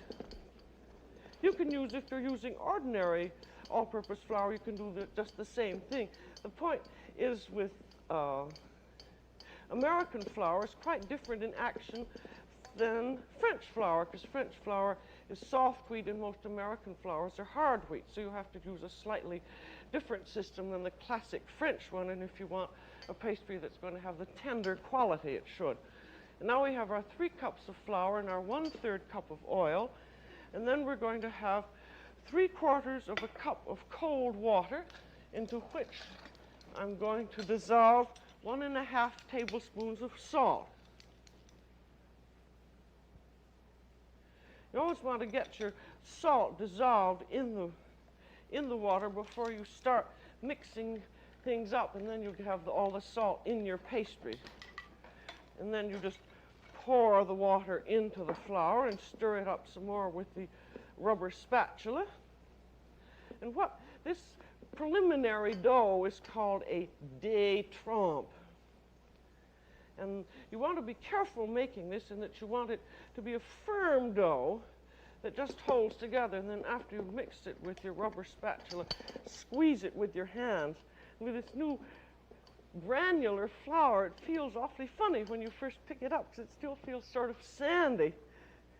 But then as soon as it gets properly mixed, and then it feels exactly like ordinary dough. And now we've had our 3/4 of a cup, but there still are some unmixed little bits. So then we add a little more cold water. It's going to take about 2 or 3 tablespoons more, but you want to start out with a smaller amount of water first, and then add more water later, because you want to be very careful not to get your dough too moist. See there, I'm just mixing that up. And it'll still take 2 or 3 more drops. Just be very careful in this initial part that you don't moisten it too much. Now that's squeezed together. And then you squeeze it and knead it just a little bit more so that it will all hold together into a mass. And the object in this first part of making your dough is to work it as little as possible because as we're using hard wheat flour, we don't want it to start getting rubbery on us. And if you work it too much, it will. And then, after you've gotten it so that it holds together properly, you then press it out into a circle. This circle will be about 9 inches. You can just do this with the palm of your hand. And it doesn't make any difference if it's a little bit rough, and you'll see why later on. You wanted a fairly even circle. And now we're going to have 2 sticks of unsalted butter. And then what's going to happen is the butter is going to go on top of the dough, and then the dough is going to be rolled around it. Now this is chilled butter, but we have to be sure that we have to beat it and work it so that it becomes malleable. So just take a big rolling pin and whack it up a little bit to soften it. And whack it up. I think this is the easiest way of doing it. I've read some recipes where they work the dough under cold water and squeeze it until it becomes waxy. I've never seen that done in France, and it seems to me it's sort of an awful nuisance, but it doesn't make any difference how you do it as long as you arrive at a delicious puff pastry. It should not. Whacked it up, which is started, to soften it a little bit. Then take the heel of your hand like this and push it down. I'm working on a marble. I just like them very much because they're easy to clean up, and they usually remain fairly cool. Then you gather your butter together again. This is a French pastry scraper, which is very useful, which you can get in pastry supply houses usually. If you don't have one of these, you can just get at your hardware store one of these putty scrapers, which works very nicely too. Now this is another important part in your puff pastry, because you have to get your butter so that it's malleable but still cold. Because if you have some rough, sharp, congealed butter edges, when you start rolling out your pastries, you will see they will stick up and come through your pastry. Now after you've gotten your butter so that so there are no hard lumps in it, you put it into a circle that's about a square, about a 5-inch square, and place it right in the middle of your dough.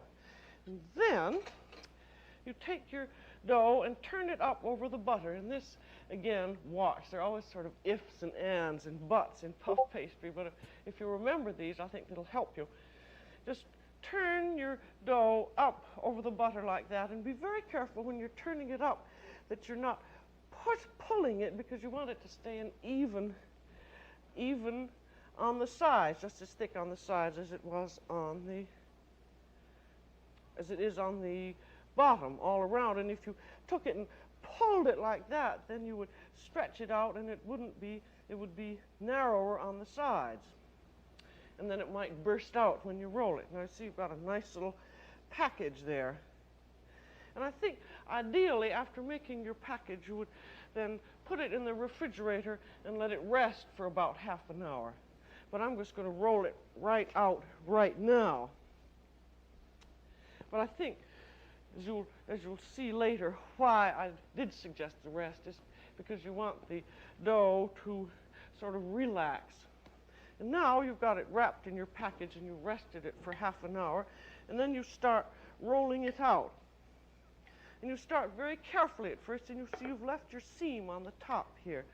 And you just press it a little bit like that just to get it started moving. And what our object is here is we're going to roll it out into a rectangle, and we want the butter that's in the middle of it to follow right along in the dough and follow right out to the rectangle. So we start very slowly and push gradually. You see, it makes no difference if this pastry is a little ragged on the edges.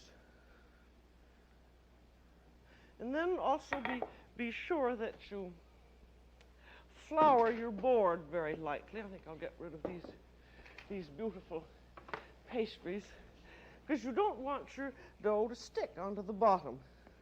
I think you'll notice if you haven't made pastry with this granular flour, it rolls very nicely. That sort of granular quality seems to help in the rolling out of it. Now notice when you're rolling, you're taking your pin and you're sort of doing a downward and forward movement. You don't, if you roll straight down like that, you'd make a big ledge in your pastry, but you just want to roll it sort of rapidly but firmly out and try and keep it into as neat a rectangle as possible, and you roll until you just see the butter showing through. And the first roll is usually not very long. And then, now this is how you get your layers.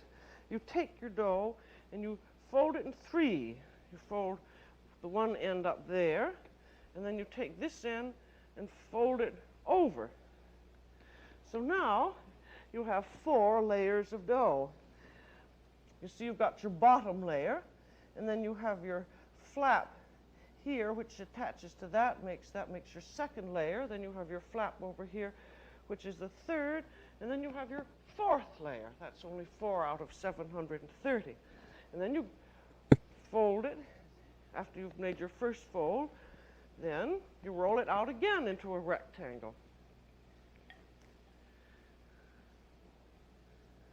And you notice that you roll, see, that's a firm, careful roll, and this is something that you'll probably have to practice a little bit until you get the feel of it, but you soon do, and the thing is just to keep on rolling. It's just like when you're learning how to sew, they say just practice sewing a straight line, which I'm sorry to say I've never learned, and I ought to.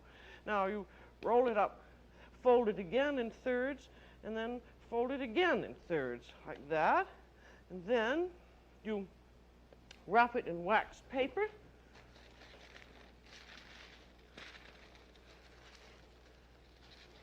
And what you do if you're making a lot of pastry, now these are each one of these rectangles and then folding in thirds is called a turn. And so when you've done 2 turns, which we've just done, you put your fingers on it like that and make 2 little marks, so that after you've done a whole lot of them, you'll know that you have this pastry package that just had 2 turns. And then you wrap it in, put it in a little plastic bag or else a damp towel, and then you chill it. And I find, although a lot of recipes say chill 20 minutes, I think that's for the birds. I think it really needs to be chilled about an hour because you want your butter to harden again. And also you want your dough to relax. And now here's one. I just want to give you an example of what can happen with all-purpose flour if you haven't let your dough relax. Because all-purpose is made out of hard wheat, which means that it has a lot of gluten. And gluten means sort of gluey, rubbery, and it's very, very good for making bread because, you know, when you knead it and it gets elastic, and that's wonderful, and then it will rise properly and so forth and so on. But for making pastry, and particularly this kind of pastry that you're going to have to do 6 of these rolls, if you have a dough that is going to be hard and rubbery, it's going to be very difficult to roll it. Now this one I'm going to roll out, and this has not rested very long, and I'm just going to want you to see what happens. Now it's rather hard to roll, but it's going out all right. I think one reason that I like a marble or a board is that you can tell whether your pastry needs resting. Now I'm going to fold it up here, and then we'll give it another roll. I hope this is going to show. This may be like going to the dentist, and it's not going to show what I want at all. I hope not. Now, this is beginning to get the rubbery business that I hoped it would. Now look can you see when I'm rolling it out there, it's beginning gradually to spring back on itself. And that means that it needs to relax. It should, whenever you find, if you're rolling it out and it begins doing this springing back, then you should wrap it up and put it back in the refrigerator and let the dough relax, because that relaxes the gluten. You see, that's awfully hard to roll farther. I'll take my great big rolling pin, which is very heavy, and see, that'll do it. But even so, you see, when I'm rolling, it's still springing back.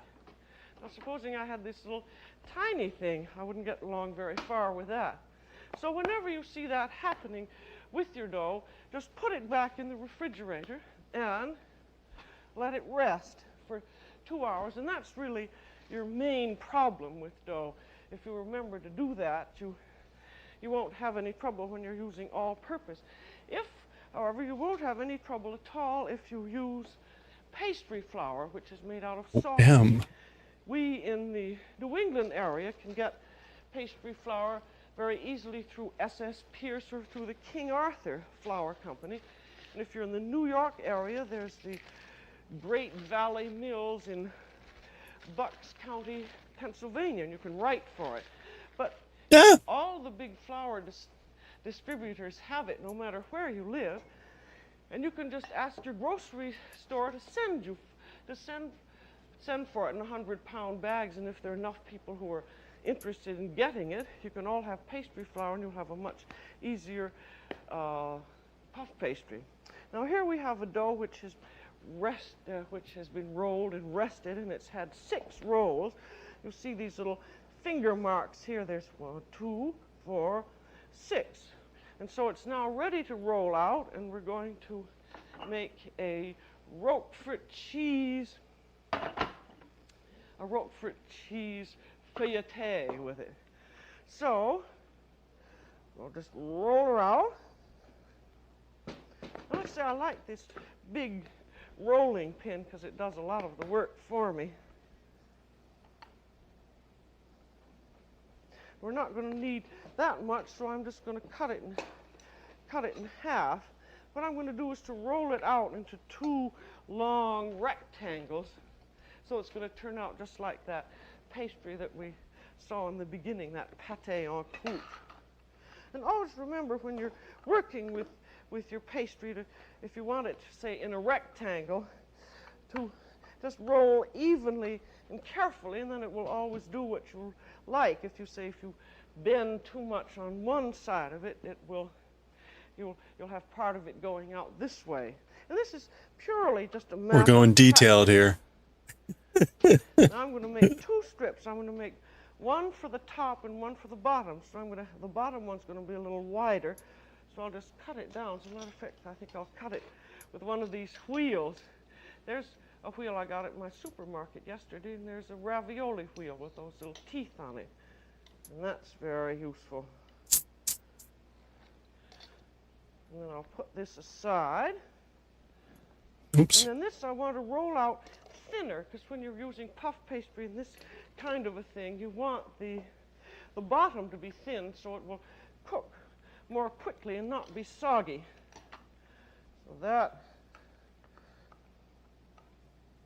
Another thing, if you're first starting out on puff pastry, be sure to keep everything cold, because you see there's an awful lot of butter in this, and if you're working on a very hot day, the dough gets so soft you just can't do anything with it at all. Now I'm going to put this on a pastry sheet, and it's going to be a wet pastry sheet. So just run cold water over it. And the reason for that is that you want the pastry to stick on it, because all of these layers, if they're going to rise, they have to have a footing to rise on. So now we lay that on our wet pastry plat and just spread it out a little bit. And then I've got some Roquefort cheese. We were over in Europe last summer, and we went to the city, or the little town of Roquefort, where the cheese comes from. And they had a feuilleté of Roquefort, and I thought it was so good. The chef wouldn't give me the recipe. He wouldn't even let me come and see how he made his puff pastry. But I think this is about the way he made it. Anyway, it's awfully good. And if you don't, well, you can use a good Danish blue cheese rather than Roquefort. So you have that right, you see, in the middle. There. And then put on a little bit of very thick cream sauce. Oops. On the top. Oh, was I doing this on the right layer? Now, one thing I guess I forgot to say is after you've made your sauce, you want to let your pastry rest for a good 2 hours before you try rolling it out, because though you can make the turns, you can make the turns with an hour rest in between, and if you don't give it a 2-hour rest, it's that rubbery quality, and then you won't be able to roll it out thinly. And now you turn the bottom up, and you turn the other end up, and then you turn the side over.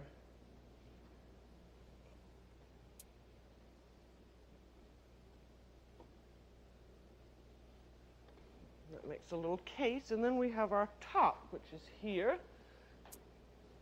And I think that should possibly be rolled out a little bit. It's beginning to soften up. Really, I think it's more sensible after I'd rolled out this piece to flour it lightly and put it back in the refrigerator. Because as you can see, it's getting quite soft, and if it got much softer, it would be difficult to handle. Now, I forgot to tell you that when you're going to add 2 pieces of pastry together, you have to paint the bottom one with just plain water. If you're going to do much pastry work, get a pastry brush, or just go to your hardware store and get a very fine, soft paintbrush, because they're very, very useful. And then the top goes on.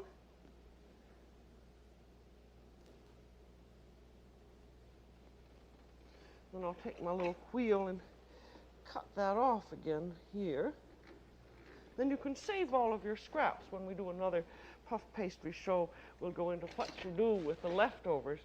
And then you want to take your fingers and pinch it all along. You want to be sure when you're doing anything with a case like this that you have your 2 pieces of pastry well sealed together, or possibly when it gets into the oven, it'll spring apart. And then take a fork and push it down a little bit like that too. Because it's just a terrible thing if you get the pastry in the oven and then it all looks as though it were browning and puffing nicely, and then suddenly everything begins oozing out the side, and there's just really nothing you can do but, I mean, sort of collect the filling that has come out and try and put it back in after it's been cooked. And now, when you're making your pastry with all-purpose or this granular flour, after you have your little feuilleté all arranged, then again you have to let it rest, because you have that problem of the gluten again, which is rubber. You noticed when I rolled out that one piece how it sprang back again. Now after you've rolled out this again and set it on here, if you put it in the oven right away, the pastry would again retract, and then you'd have that problem of the inside coming out. So after you've finished this, then cover it with a piece of wax paper and then a damp cloth and put it in the refrigerator for about an hour, and then bake it. And then you can leave it in the refrigerator overnight. It rises just as well. And then, just before you're ready to bake it, you take 1 egg, which has been beaten with 1 teaspoon of water, and you paint it all over. You want to be very careful that you don't let the egg glaze fall down onto the pastry sheet, because the egg, of course, is rather like glue, and that could glue your puff pastry onto the sheet so it wouldn't rise. And the glaze is what gives it a lovely sort of brilliant golden color. And then when you're finished with your egg glaze, just take a fork and make little marks in it like this.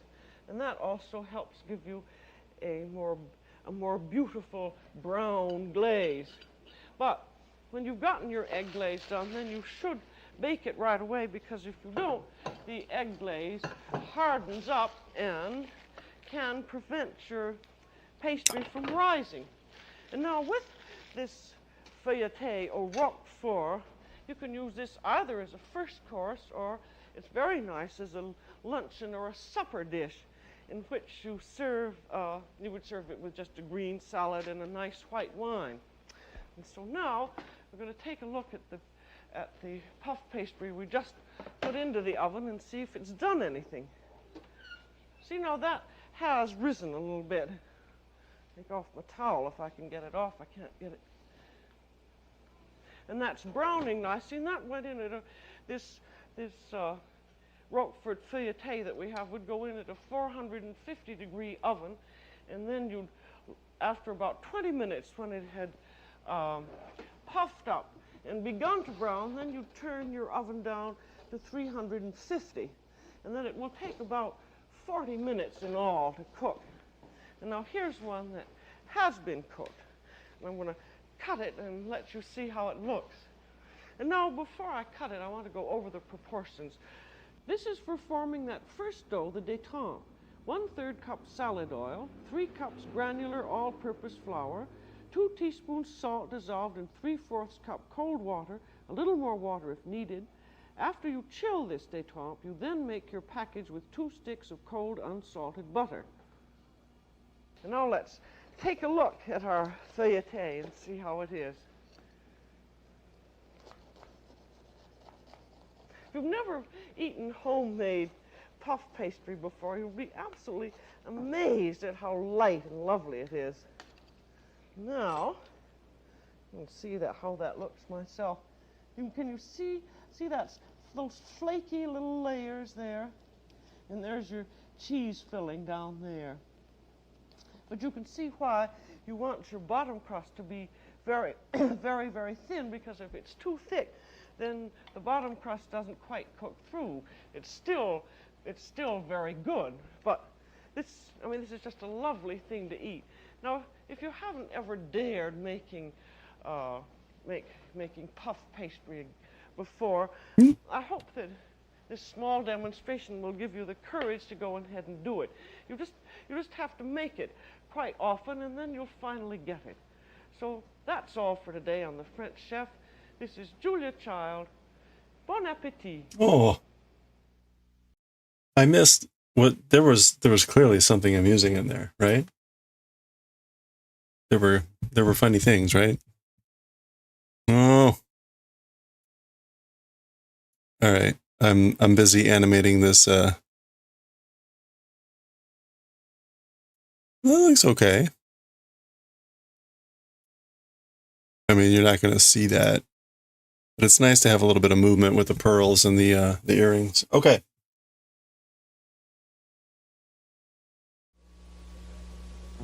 The French Chef is made possible by a grant from Safeway stores. Dinner in a pot. Here are carrots, leeks, celery, pork, beef, a sausage, She's cray. and a chicken. We're doing dinner in a pot today on The French Chef. Yeah, Welcome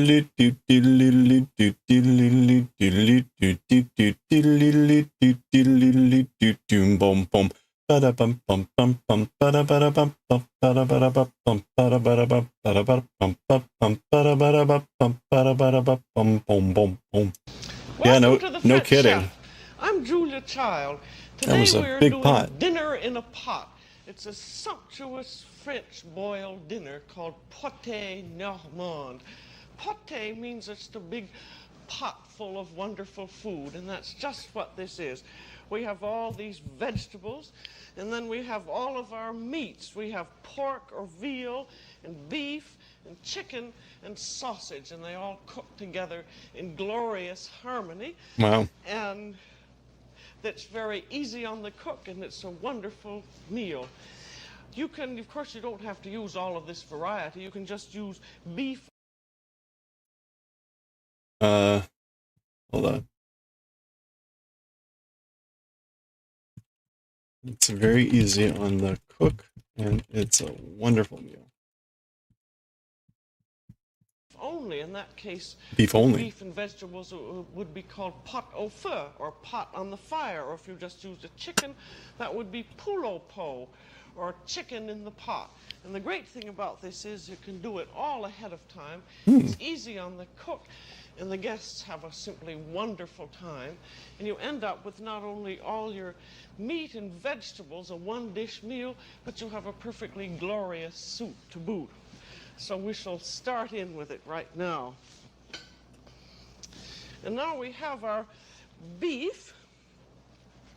And the beef, this is a a piece of chuck that comes from the ribs up in the shoulder, and this is called an undercut. And this is an extremely nice piece of beef you can use either I gotta use the restroom. I'll be right back. for braising. Listen out for anything. If it has the bones and the fat in it, it costs about 69 cents a pound. And if it's all been trimmed and boned the way this piece has, it's about 89 cents a pound, which you can use much more inexpensive cuts, say from the leg around or from other parts of the shoulder. And now whenever you're going to boil beef, which we're going to do, you want to tie it up so it'll keep its shape while it's cooking. And usually your butcher will do this, but it's rather nice to know how to do it yourself. I'm going to put a tie right around the outside like that. And then I'm going to tie up some other all around the circumference of it, and that will make it sort of look a little bit like a sausage. It's a good idea when you tie to make a double twist of your threads, of your string. And then you can twist it around, and it won't loosen up when you tie it.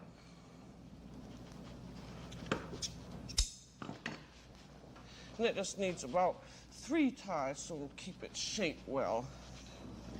If you didn't tie it up, because particularly in a shoulder piece, there are quite a different groups of muscles, as you can see, and they would all separate, and then it wouldn't look as nice when you were serving it.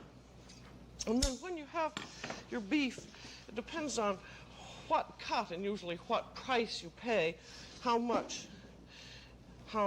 long it takes to cook. This is of an extremely good piece of beef from a fine carcass, and this won't take more than about 2.5 hours. If you have a tougher piece, it may take 3 to 4 hours.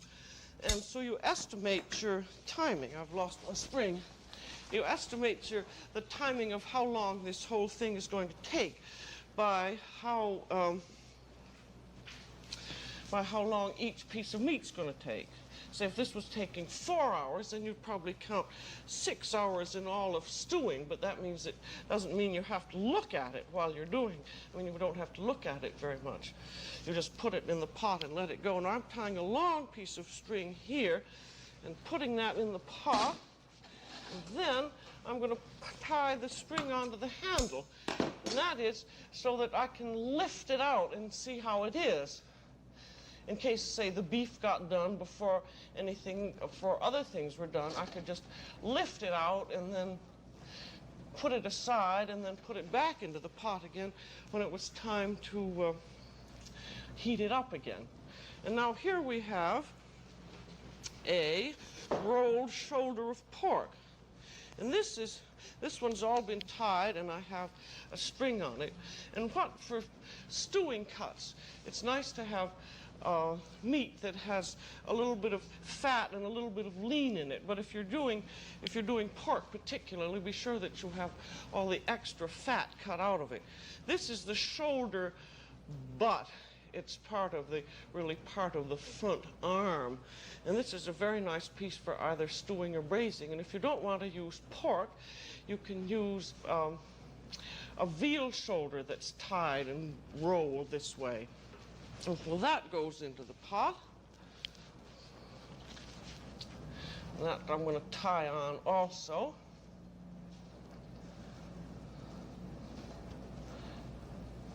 And then if the pork here weighs about 4 pounds and the beef weighs about 6 pounds, and we have enough here to take care of about 12 or 14 people. You can take care of 50 people if you want. It just depends on the size of your pot. I have a sister-in-law who has an enormous boiler like this called the Happy Home Laundry, and she can take care of about 50 people. And then we have our chicken that's going in. And if you noticed, when you go to your market, there's numerous types of chicken. You have the youngest one, which is called a broiler, and that's very young, and the flesh is very tender. And you can't boil a broiler. You can only cook that by dry heat, like roasting or broiling. And then you have the next oldest, which is the frying chicken, which you can use either for frying, roasting, or fricasseeing. And then you have your roaster, which is as it says, just for roasting. And then your older chicken is called a fowl, or stewing chicken. And that is a little over a year old usually. And when you pick out a stewing chicken, which this is, you want to be sure that it's a good-looking chicken with lovely smooth skin, nicely filled out in the breast and in the legs. If it's scrawny and the skin is sort of scaly, that... Okay. That it's a good-looking chicken. With pick out a stewing chicken, which this is, you want to be sure that it's a good-looking chicken. Okay. 7:32. You want to be sure good-looking chicken. And she describes with lovely smooth skin. Smooth skin. And nicely filled out in the breast and in the legs. If it's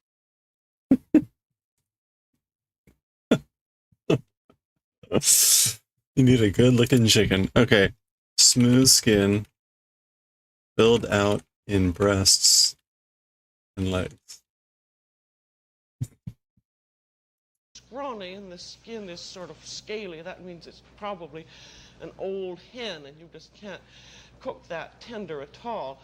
The stewing chicken has to be cooked by stewing. That means slowly simmering in water, which this is going to do. Now, another way that you can tell the age of a chicken is the end of the breastbone here. You see there's your breastbone that comes up there. And with a stewing chicken, the bone is completely hard here. You can't bend it. But in a roaster or a frying chicken, there's cartilage from about here to there, and you can bend the tip. So that's always a good idea to look. If you have a roasting chicken that looks awfully big, you would, and you found that this was a hard bone, you'd think it was probably better if you stewed it. Now we're going to stuff this chicken. You can put the chicken just as it is, just tie it up and put it in the pot. But I thought you would like to see a nice stewing, a nice way to stuff chicken. And we're going to have a breadcrumb and giblet stuffing. And I have here, these are the giblets. You know, they always come in a little package in the chicken. And I have the gizzard, which has been peeled and sauteed, and then about a cup of diced onions that were sauteed in butter. And then I chopped up the heart and the liver and sauteed them all. And it makes a very nice, savory mixture here. And for the breadcrumbs, you want to be sure to use stale bread. And the easiest way to do the crumbs, I think, is to get a grater like this. And be sure that your bread is a little bit sort of hard and stale like that. And just rub it through the coarse end of your grater. Just like that. And if you find that you have fresh bread and you want to make it stale, just spread it all out in a roasting pan in the oven and let it dry out in about a 200 oven for half an hour or so. And then you want breadcrumbs about of that size, not too fine. And then as to the amount of stuffing, it is presumably, sort of a fairly good thing to go by is that, say, this chicken is about 5.5 pounds ready to cook. And you use you use 3/4 of a cup of stuffing per pound of ready to cook weight. So that means we want about 4 cups of stuffing. So we put our breadcrumbs into a big bowl, and then we want to moisten them with a little bit of bouillon or stock, or you can even moisten them with a little bit of milk. You don't want it to get too damp, just a little bit. And then you also want some butter in with it, but we have the butter already. I cooked these giblets in about 4 tablespoons of butter, and they go in. Then, if you have any chopped scallions or onions, you can always add those too. They're always good in a stuffing. And then about 1/2 teaspoon of thyme. And we want about 3 or 4 tablespoons or 1/4 of a cup of parsley. You can put celery in too if you want. Then we have salt and pepper.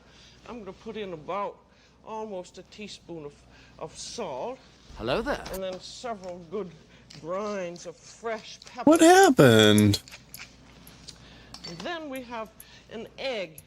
And the egg binds something together a little bit. Oh man, what happened? And then you just stir it all up. You can see that egg is holding it together a little bit. And then you want to be sure and taste it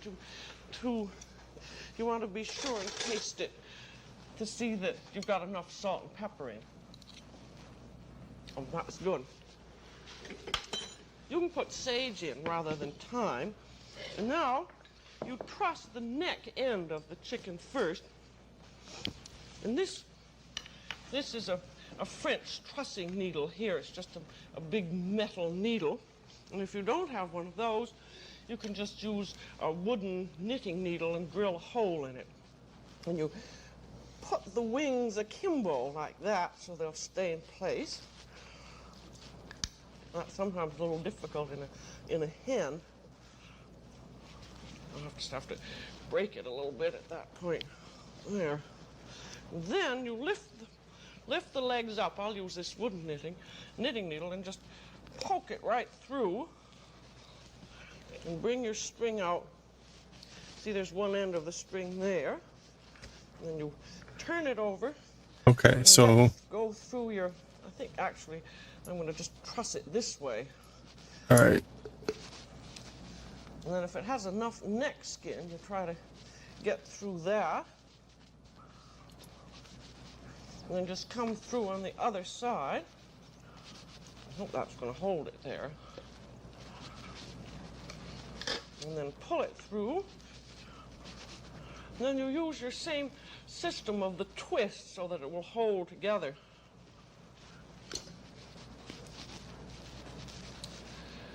So you give a double twist to your string that way, and then twist it again around so that it won't come loose while you're tying it.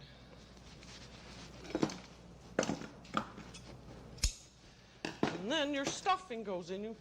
It's a good idea to put a little bit of salt in the cavity first.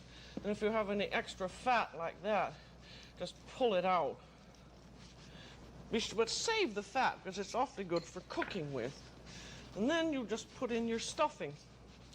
And you want to be sure when you're stuffing a chicken that you don't overstuff it because it always swells a little bit. You should leave about an inch of unfilled space. And then if you have any extra stuffing left, you can put it in a little mold or dish and bake it in a pan of water in the oven. Cover it up. There. And then you just tie up the other end. If they've made a big hole in this vent part of the chicken when they've cleaned it, you'll have to sew up the vent, but I think in this case it's all right. And on this you go right through the end of the breastbone and then through the top other part of the leg. Pack your stuffing down a little bit. This is a very undignified position for the chicken, but it's easier to do that than it does things that don't dribble out.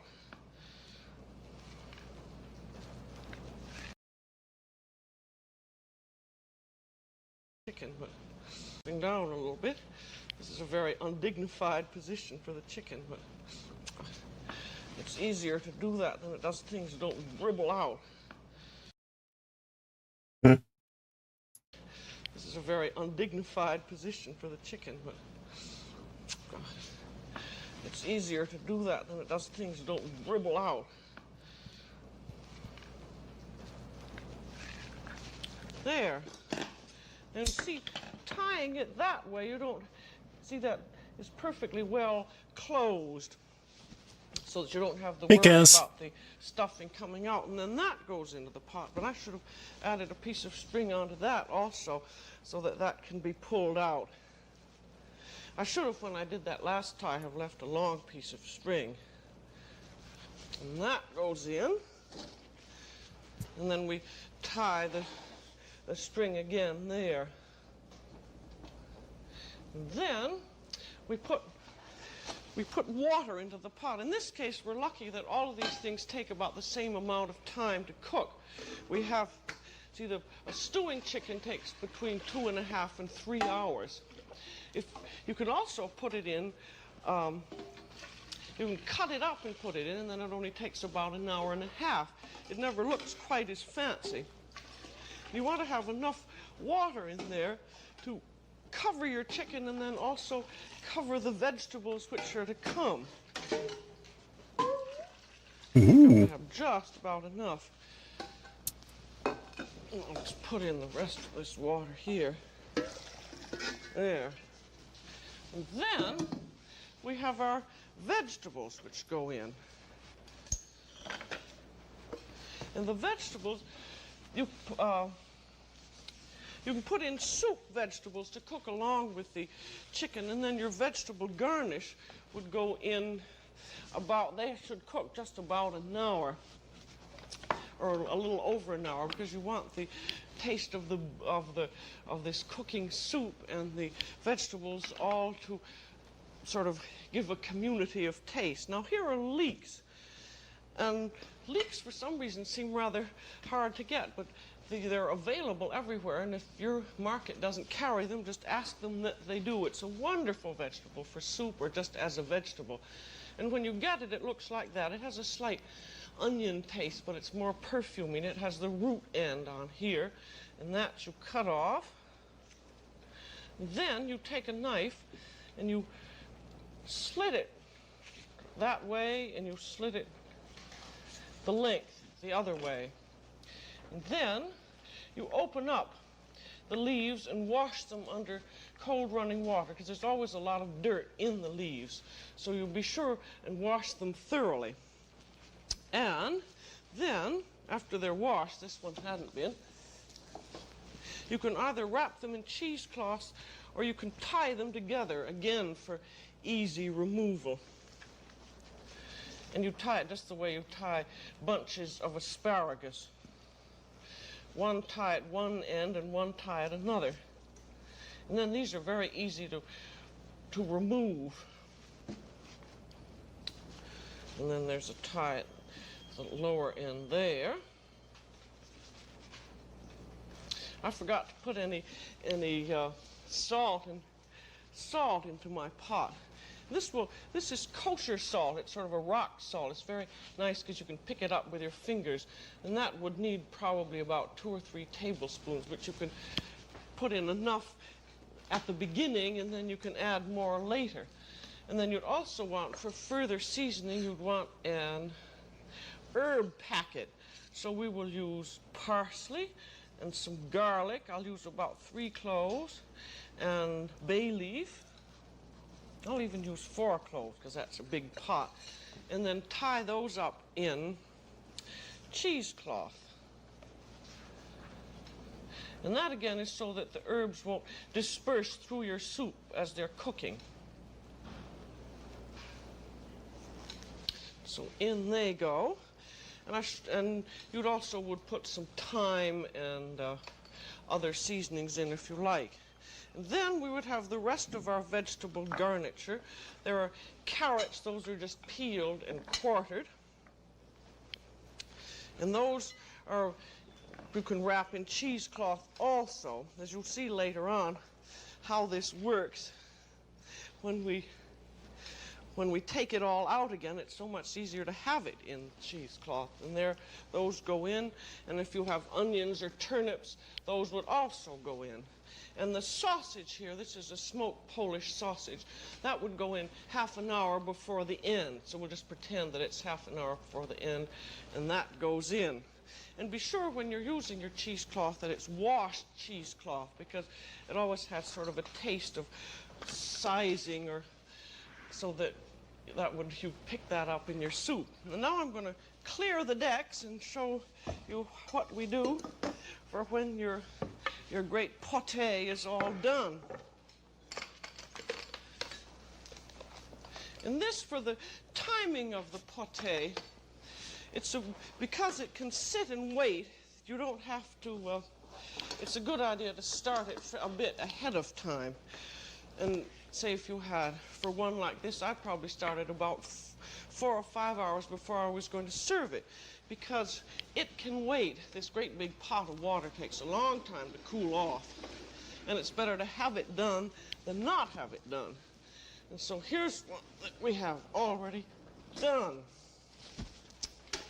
And we see, yes. Now you'll see how nice it is to have all your vegetables tied in separate packages.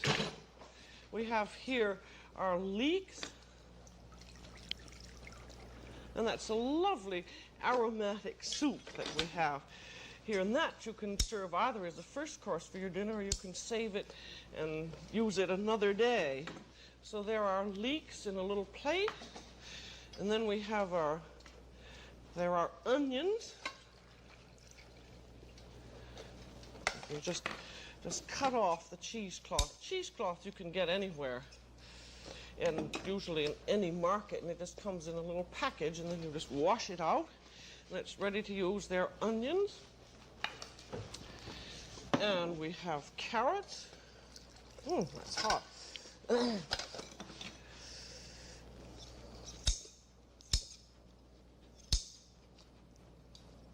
You could tie all your vegetables together in one bag, but then if you wanted to make a pretty decoration, it would be a little hard to separate them out. And now let's see what we have in here. There's our beef. Now with these you can tell when they're done by when a fork pierces them easily. And as soon as that happens, then you know that they're done and are ready. And if the beef is done ahead of time, you just would take it out and let it sit in a little bit of the stock, because it'll keep more juicy if it's sitting in liquid. You see that's kept together quite nicely by the string.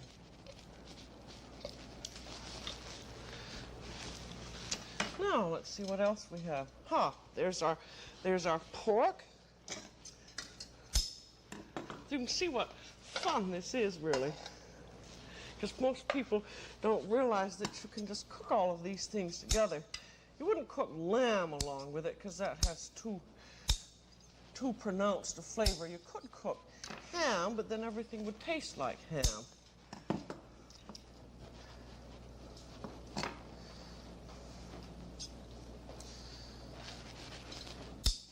It's a good idea to have some really sharp shears in the kitchen.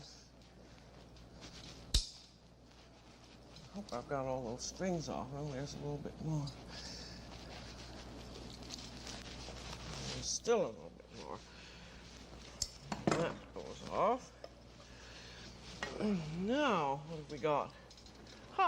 Here's some more sausages.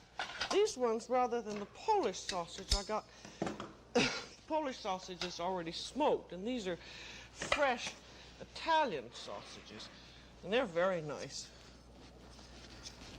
Get that off. They have a very good flavor.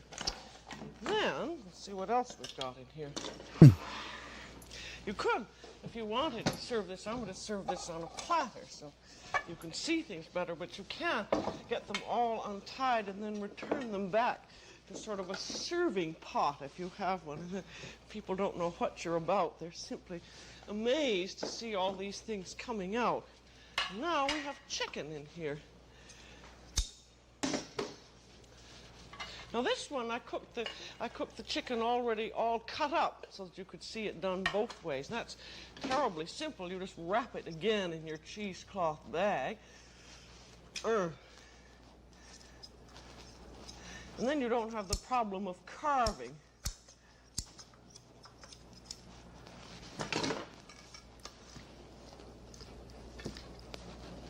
There. Now, we arrange it.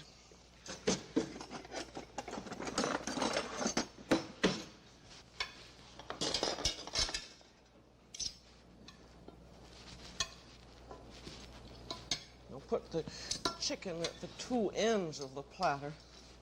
I sprinkle a little herbs on the chicken before I put them in the bag, just so that they would have even more flavor. And then your meats go in the middle. This pork came apart just a little bit. And then Pork, don't come arrange some apart. Vegetables around. I think those leeks look very pretty. You could also have celery stalks if you wanted to. I'll put leeks on either side. Then we have onions. Turnips are very nice. You wouldn't, I don't think cabbage is a very good idea, because if you want to use your stock for anything else, it all tastes of cabbage. And then we have our carrots, which make a pretty decoration. But if you're a really artistic type, you can do all kinds of decorations. I'll put the sausages there in the middle and put on a little more parsley. Ooh, almost We're ready spot to on. serve. That really is, as I said at the beginning, it is sumptuous looking. And with it, you'd serve a rosé wine or a red wine and some French bread and either some rice or some potatoes simmered in some of your soup stock. And it just makes a perfectly lovely meal. And I'll serve a portion so you can see how it works. You carve off a piece. Everybody should get a little piece of everything. We have here our pork, and a sausage, and beef,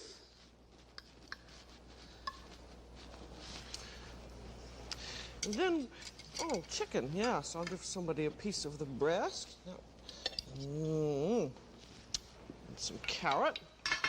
And the wonderful thing about all of this is that you can get it done ahead about 2 hours at least, and then just let it sit in its pot, and you can warm it up a little bit again. So there we are, and you have only one pot to wash. It's a great deal of fun for your guests and everybody. So that's all for today on The French Chef. This is Julia Child. Bon appetit. Bon appetit. Okay. Assistance of a grant from S&H Green Stamps. French onion soup.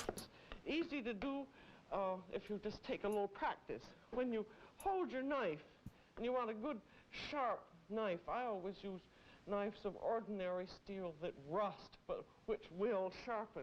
When you have to sharpen them, if you notice a butcher, they always have very sharp knives which are professionally done.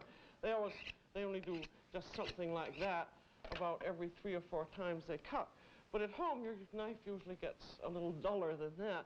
So All right. A good system that's just a regular butcher's steel is you rub it like that. See, the knife is at a very slight angle there. You rub it up and down on one side and rub it up and down on the other, and then finish it off like that. And then you always have a sharp knife. If you can feel by the edge when it's sharp. Okay. I put oil, in there. No, wait. And I meant to put vermouth. Doesn't make any difference. Cooking in French is called étuver.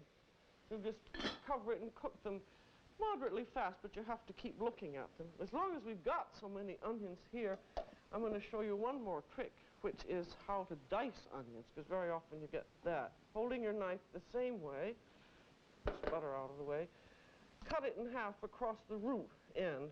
Now the root end is right there. And what I'm going to do is to cut down this way, cut across that way, and then cut down, and it will fall into dice. But I always want to keep the onion slices attached to that little end there. And so you just cut down like that. And then cut across like that. And then using the same grip, Just cut right down there, and there you are with diced onion. That's a very good trick to have because it goes so quickly. Now, get these onions off, and then I'll show you how to. It's perfectly good, but it'll be much better. And now, here are these onions, which are cooking. I shan't go on cooking them anymore, but you can see it takes quite a long time to cook. And there's a little bit of brown down there. So I shall take those off. And set that over there. And put Okay, I'm going to make a quick recording here. I need to go for microphone. Bon appetit! Bon appetit! Bon appetit!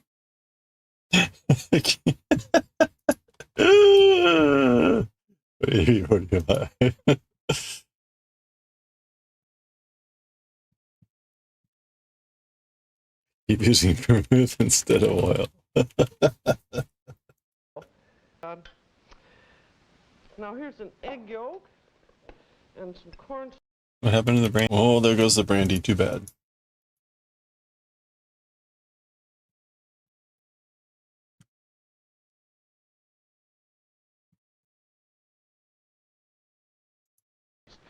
And French bread again, because you'll probably want more bread with the soup. And then we're going to end up with cookies and a bowl of fruit. That makes a really very nice supper after the movies, or a Sunday lunch or something. The little gratiné that we saw before, where you gratinate it under the broiler. In that case, you just would bring it in and serve it as is. And fruit, I think, is about right as a dessert. Now, I think you've seen several important things, which one of the main ones was how to brown onions properly without having burned onions, which is, in other words, it takes a little bit of time. Well, that's all for this time. This is Julia Child. Bon appetit. All right, there we go. French onion soup.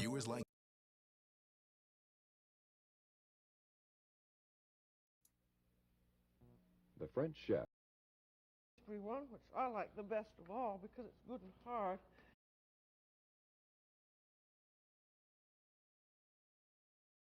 I like the best of all because it's good and hard. Thank you, Julia. All right. Fish Mussolinis. Fish Mussolinis. French chef is That'll be the next episode. Okay. We created our Streaking Julia Child, so we are good to go there. If you missed it, bon appetit. There she goes. We now have Streaking Julia Child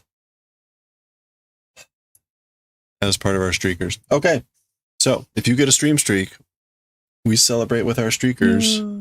Oh, like that, or like that. I'm using up all the luck. Okay, but we're gonna go back to reading manga. Actually, we haven't read any manga yet. We skipped reading manga to work on Julia. So we're gonna read Azumanga, and then we're gonna read Akira. If we somehow, Akira looks like it's going to be long. Akira looks like it's going to be long. There's a lot of dialogue that's going to happen. If somehow it's shorter, then we will, we might go ahead and read Jujutsu Kaisen. So it's all manga from here.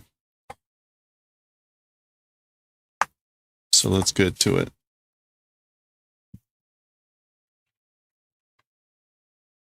Okay.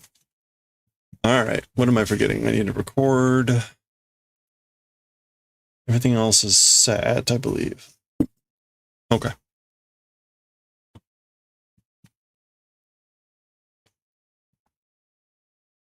All right, here we go. Let's do it. All right, let's finish off Chapter 3, Part 1. Chapter 3, Part 1, Volume 3 of Azumanga Daioh. Kagura had asked this question, what is the thing called this? And I'm not sure if she's talking about Aichi, Ito. We'll see when we get further along here. So that's kind of where we had paused here in the chapter. Konna kanji, this sort of a feeling. Dakara are daro. So that's why it's that thing, right? So she had asked Tomo this question.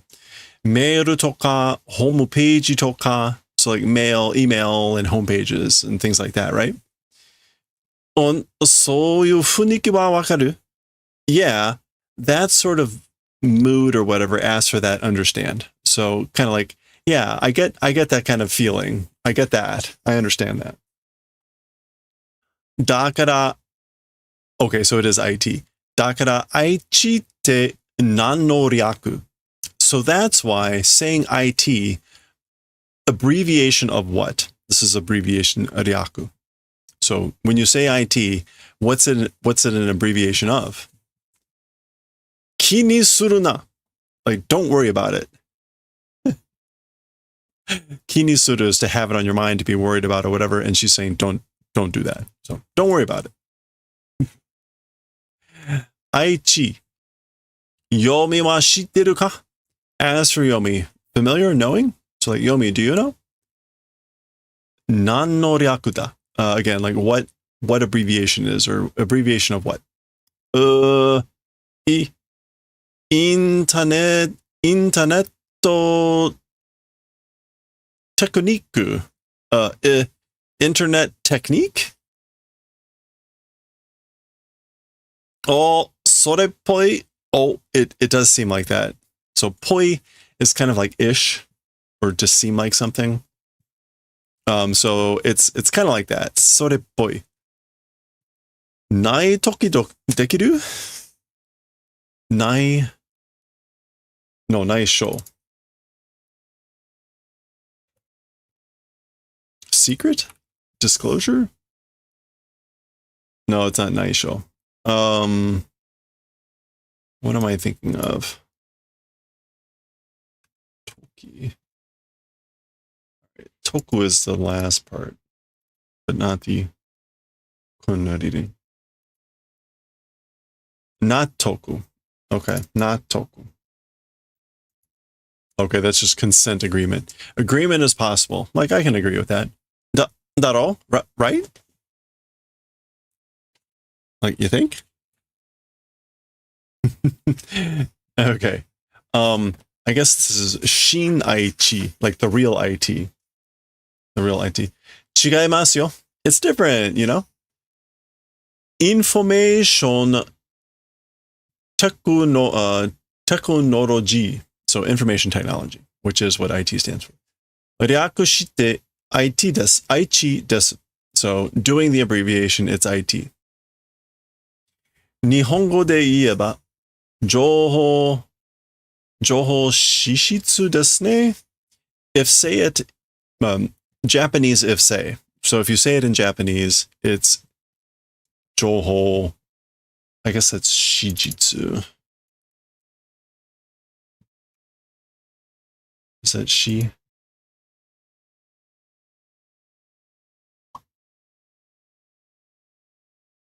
No, it's not she.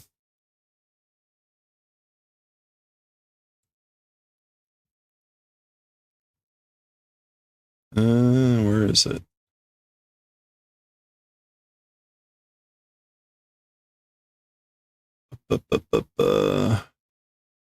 There it is. Joho gijutsu. Joho gijutsu. So if you say it in Japanese, it's Joho gijutsu desu ne. So it's information technology. Soyo no te doko de narao no? That sort of a thing. Talking about that sort of thing. In what place learning? Where'd you learn that? Doko kana? Where? I wonder. Meaning like where? I mean, she doesn't even know. Horitsu. That's just law. Yeah, law. 法律. Omawari-san da. Oh, it's policeman, Omawari-san. Jiken da. It's an incident. Jiken is just like an incident, a scandal, an affair, an event. It's like something's going on. Jiken da. Shingo wa mamoranana. Soldana. Okay, so they're about to cross the street. They're looking at the signals for the pedestrians, and they're just sort of saying like, as for the signal, must protect. This is an implied double negative. Like we better protect the signal, meaning like follow the signal. And that's Osaka, right? And this is Tomo saying like, yeah, we do. Soldana. Appeal. まっすぐ前を見て歩くんや. So directly ahead, look and walk. Walk and look directly ahead. Oh? おまわりさんの目を見たらあかん. So the policeman's eyes, like if look at, no good. So like it's no good to look at the policeman's eyes. Taiho sareru. Arresting will be done. Like will be arrested. Taiho is to arrest. Yeah. It's like basically don't look at them. Don't look at their eyes. You'll get arrested. So ka? Really? Is that so? Odo shitari. Yeah. Shitamuku no mo ka. No. Ayashi? Okay, so this is like being suspicious. So odo. Yeah, cowering, odo. Doing cowering and shitari meaning like and things like that. So cowering and things like that. And I guess like looking down. Shitamuka? Yeah. Pointing down or looking down, even that, it's again, I think that's Ayashi. No, Ayashi. Yeah, Ayashi. It's suspicious. Okay, so, okay.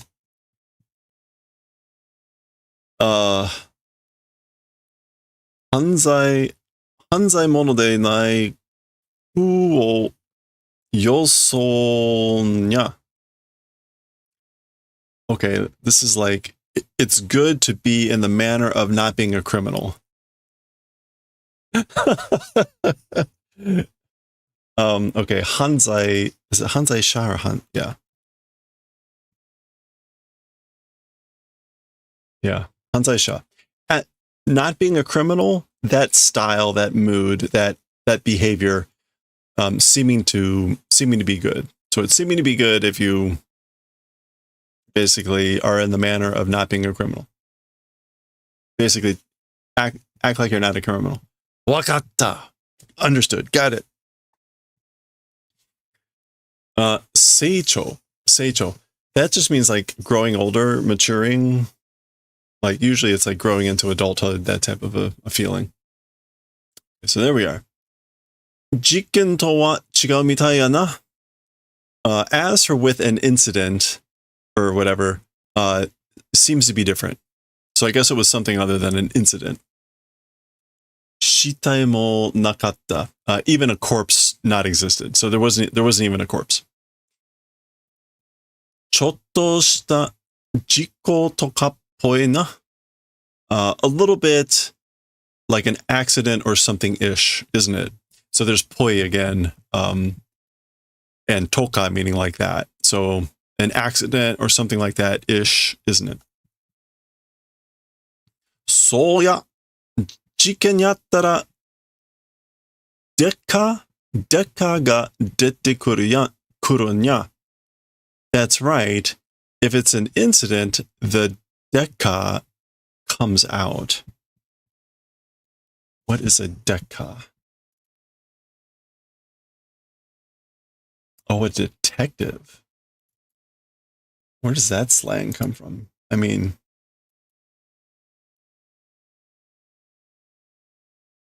okay. That's right. If there's an incident, a detective comes out. Oh, dekka ka? Oh, a detective, huh? Saki no hitara mo seichou shitara dekka ni narun kana. Okay. So, even those guys from before, she's talking about these guys. Even those guys from before, when they grow up into detectives will become, I guess. Or I wonder if they'll become detectives when they grow up. Is it that sort of a thing? Like, is that how it works? That's funny. Okay. Memo. Oh yeah. Keisatsu to ieba. That's right. It is that way. Police, if say, so now that I think about it, or when you mention police, 前から何に思ってたことがあってん? Okay, so from earlier, like a puzzling thinking thing exists. So like there's something I've always puzzled about from earlier. Is that Mayo?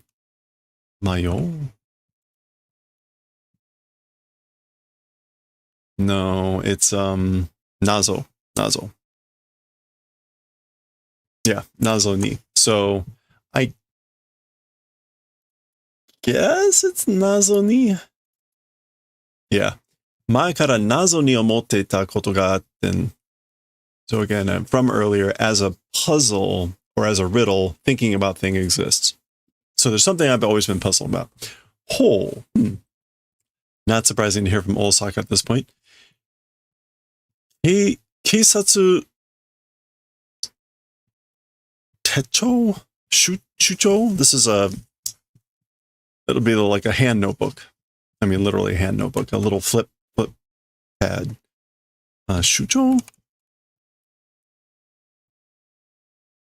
No. Techo? It is Techo. Notebook memo pad. Okay. Keisatsu Techo no nakami wa nani ga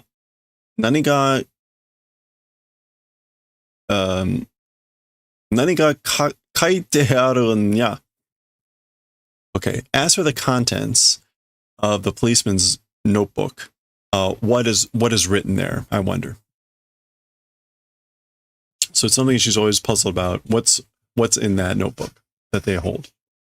Yappa aderesu chou toka ushiro ni tsuiterun kana? One might expect an address is like attached, I guess. Maybe that's what's in back, an address book. So iwarereba. That way, if say, so if you say it that way, or like now that you mention it, そこに犯人の住所や電話番号が in that place, criminals' addresses and phone numbers? Oh, Benri? Like, wow, that's convenient. That's Benri. That is Benri, right? Yeah, that's handy, convenient, useful. I can never remember. Is this just Shujo?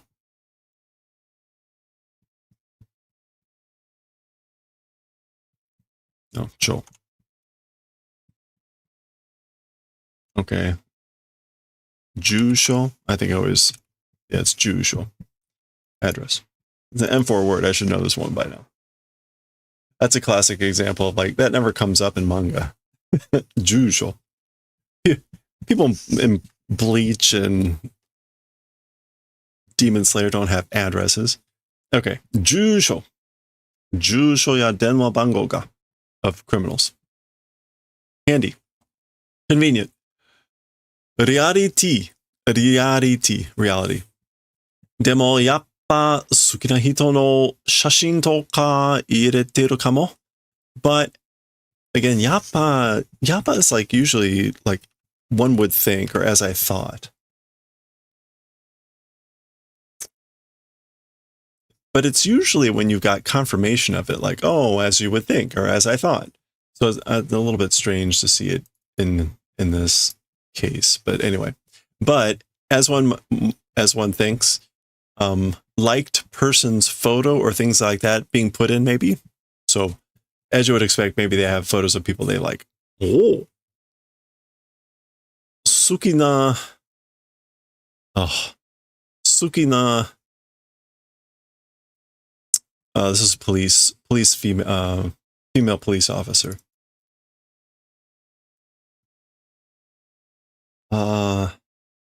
Which is normally Fuke, which we know normally police officer is female police officer is Fuke, which we know sadly from all the pulsing time.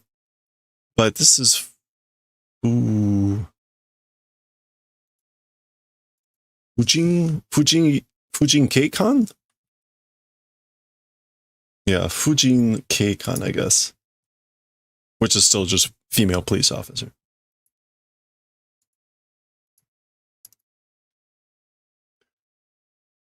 Yeah, there it is. Fujin Keikan, policewoman. 好きな婦人警官の写真とか、プリクラとかな？プリクラ。What is a プリクラ? Oh boy. A photo booth that prints out cards and stickers of the resulting photograph, which are then traded among friends. Okay, what is that short for? Print crafto? This is like the IT question. Purikara. Okay, anyway. I wonder if it's photos or purintokara of female police officers that they like. Fujin Kenka no nanoka? Policewoman, huh? でも、おまわりさんに好きになられたら大変やで. But by policemen, if it's becoming liked, if you're getting liked if you're getting liked by police officers, that's bad. It's terrible. 大変. ほら、あの人ら. Oh, is that Biko? Yeah, Biko. Yeah, Biko toka surushi. So, to Biko is to shadow or to tail, like to follow someone. See, check it out. Those guys, they do things like shadowing and tailing, like you. Itarakene na, like will not receive. Like, I don't want that. I will not receive that. Itarakenai. Or I'm not able to receive that. I don't think that would mean anything else. Itarakenai. Yeah. Oh, this is unacceptable. I mean, literally, like, I can't take that. I mean, like, take it back. So it's unacceptable. Okay, there we go. All right, that is the end of Chapter 3, Part 1, which again, as always, is after Chapter 12. We are actually getting towards the end of the volume here. There's only 5 chapters, I think, in this book. So there we go. Part 1 done. We will continue with Part 2 next time. Okay. All right.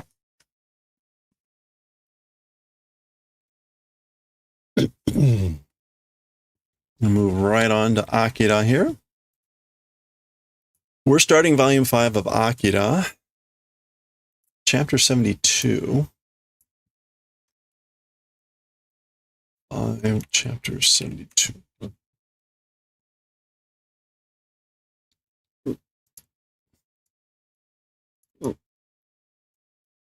Okay. Let's see when we get to 100. Yeah, 120 will fit.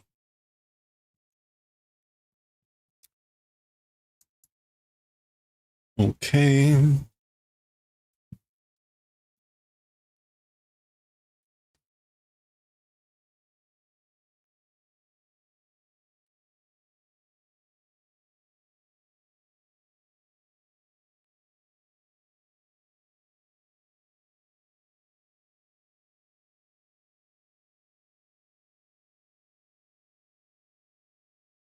Oh.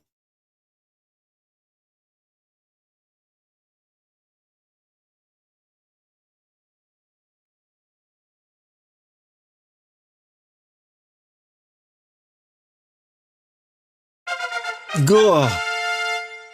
Well, that scared the shit out of me. Holy crap, man.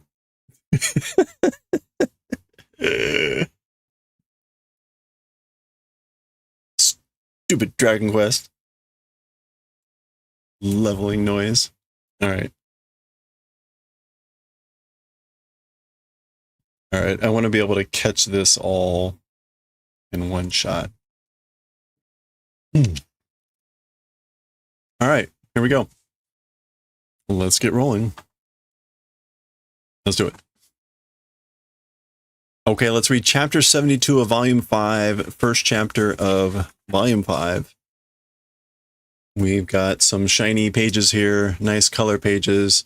Starting here with an image of a helicopter coming in. Za, za, za. Down at the bottom, that's the sound of the waves against a boat, it looks like. Interesting flags. I'm keeping the camera zoomed out because of this, so we get a nice splash page here.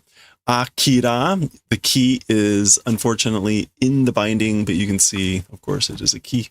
Now, this looks, I had thought this was an American, supposed to be American aircraft carrier, etc., with the ships and everything.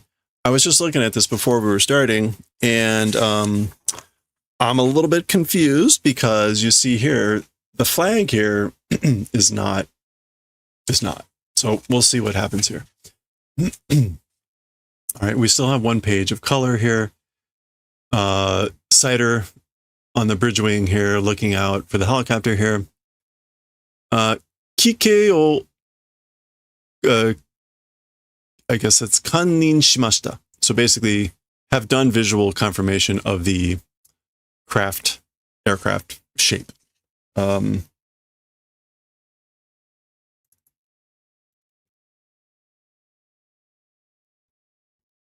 I think. Oh no, it's not Kike. Kikyo.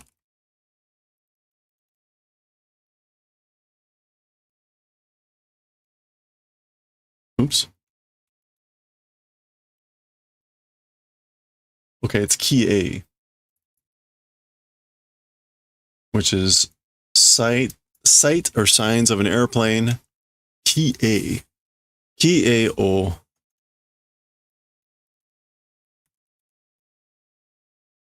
Okay, it is not kannin, it's a kennin. Or is it just shinin?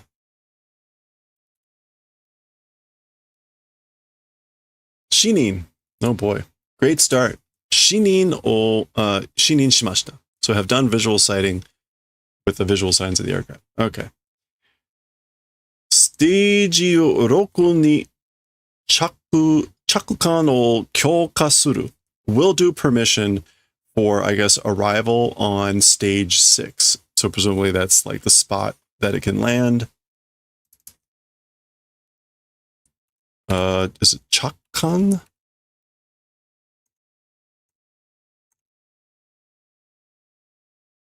Chaku.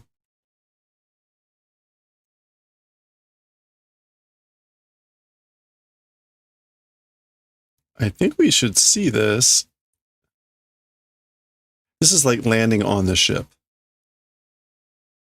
Maybe we're not going to see that because it's not necessarily the most common word. Yeah, it doesn't look like it. So that second kanji here should be kan for like battleship. Let me just find that real quick, if I can, to verify.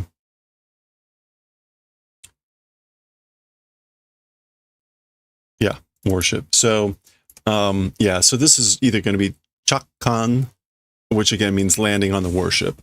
So again, doing permission to land on the warship on stage 6. I will take a quick look at Jisho. Jisho, chakkan. Yep, yeah, there it is. Landing on an aircraft carrier deck landing. I need to see if I can get that stuff to show up in the chat window so that it appears on the VOD. We have that as a chat function. Okay. Oh boy. Okay, this is Sasoi. Yeah, so what is that? To invite you. Yujun? No, Yudo. Guidance. Introduction. Yudo wa shuhasu? Shuhasu. Oh, frequency. Yudo wa shuhasu 759.48. So as for the guidance frequency, it's frequency 759.48. Okay. Whew. There's gonna be a lot more dialogue coming up here. Now again, I could have sworn, assuming it's the same group, it's got to be the same group. I could have sworn that they had said it was an American thing, but you know, it's Neo Tokyo. In the future, well, who knows? Helicopter. All right.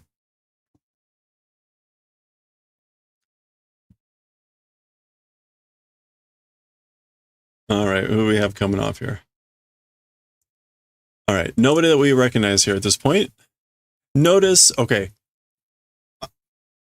it is confirmed. Notice that the language is going horizontally. The language is going horizontally, and the language is going horizontally. What this would suggest to me is that they're not speaking Japanese.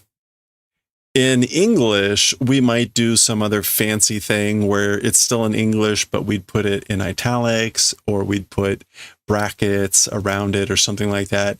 I think putting it horizontally is the way to imply that they're speaking not Japanese. Yokoso hakase, welcome, doctor or professor. Omachi mo shite owarimashita. Like thanks for waiting, I guess. Or we've been waiting, I guess. Yeah. Omachi mo shite owarimashita. Humble terminology, like we've been waiting. Oh.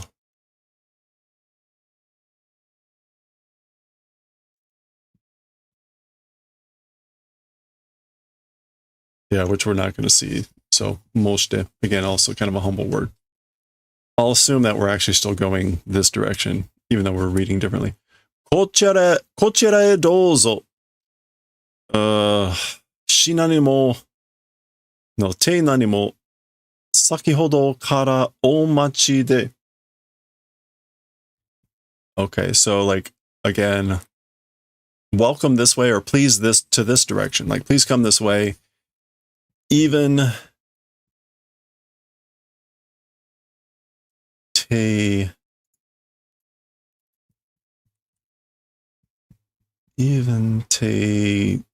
toku, the admiral or the commodore. The commodore, the admiral also from earlier has been waiting, or since from earlier has been waiting. Okay. Ichio no setsumei wa shite arimasu ka? Like as for an explanation of temporary, doing existing. So basically, like I've done a temporary explanation or a brief explanation. or an explanation for now. This is presumably still this guy talking. Notice that these are civilians, right? We also had this guy called a professor. They're not dressed up in the uniform. Oh, okay. Well, there we go. Interesting. There's the American flag, and that looks like it. Yeah, that's his U.S. Navy, presumably.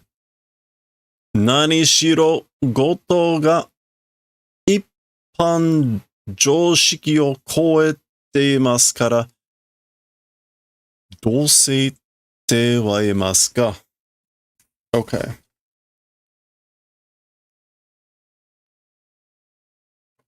Right, so generally, joshiki is common sense, right? Yeah. So I guess this is like, we'll come back to Nanishiro Goto. Whatever's happening, it's surpassing general common sense. So because of that, Dowaku.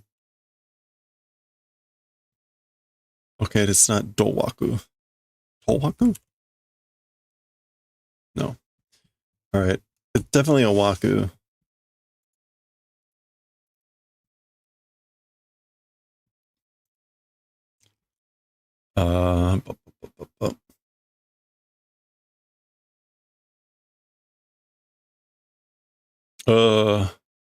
Okay, that's not coming up at all. Interesting.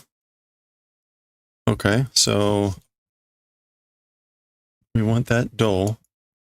Oh, is it because I had the wrong thing on? No, I needed that. I needed that on to get the right thing. Okay.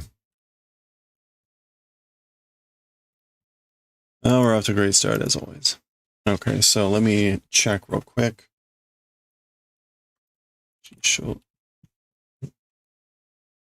No results. Okay, well, that's great.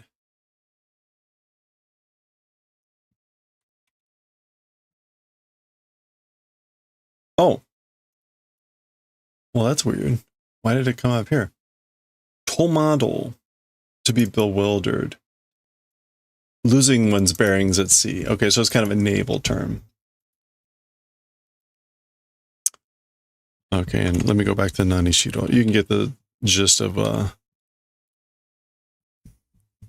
yeah, okay, so Nanishiro is just a way to say, like, at any rate, the events or the thing is exceeding, meaning like what's going on, is exceeding general common sense. And so because of that, we're losing our bearings. Like we're bewildered. It's bewildering. Okay, this might still be these guys talking, and we're just getting an image of the admiral. Presumably, this is the admiral.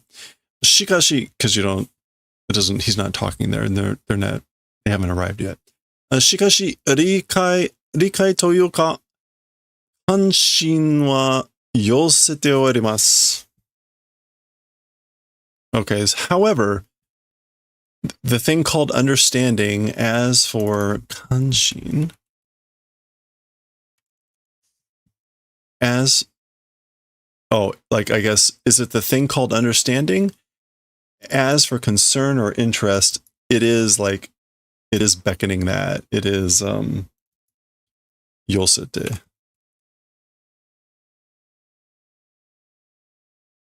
Yeah, to the approach of collecting, gathering interest.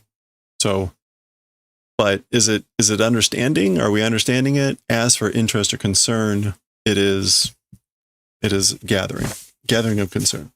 Okay, so now that was that guy talking this whole time, I guess. Now this new person's talking. Chuto-hanpa na setsumei wa kaete konran o manekimasu kara ne. Okay, so this is like half fragment explanations, like partial explanations. As for those, I guess kaete, confusion, beckoning. So, because it will beckon confusion.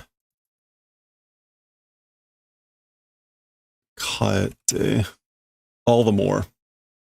Yeah. So again, like half-baked fragments of explanations will just beckon confusion all the more. So because of that, Etta suruto, if do unskillfully, kokka hangyaku zai hatte wa kyunin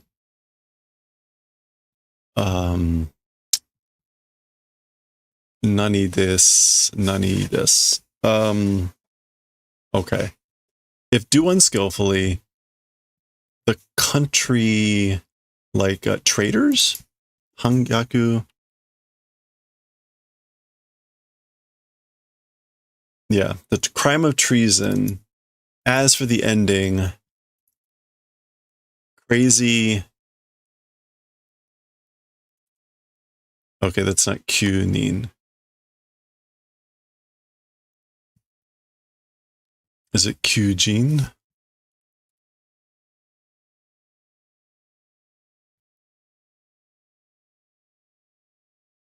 Okay, we want karo.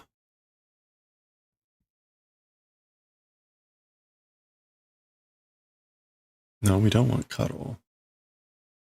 Karu. No? What am I thinking? Oh, man. I am going kuru. Okay. All right, it is kyo. So I'm not going mad there. Kyojin. Did I not type in Kyojin? Anyway, Lunatic Madman. And then this is... Oh. Yeah, okay.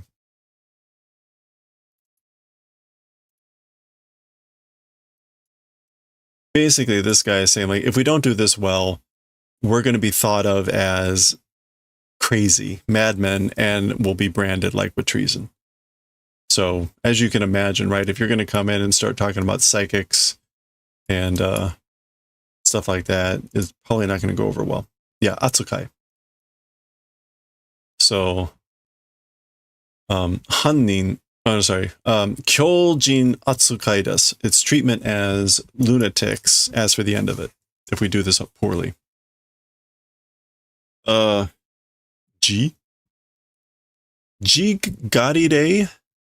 Jigarire ni demo natta kibun desu yo.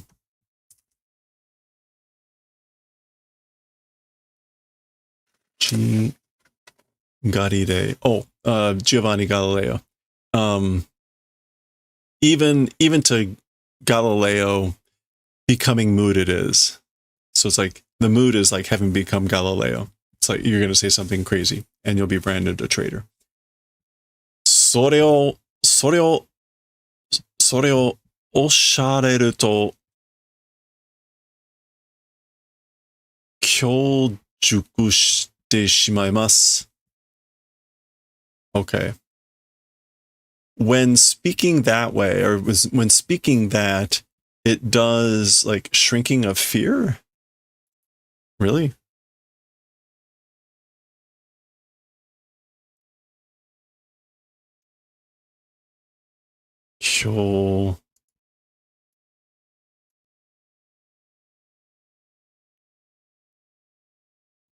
Kyoshuku.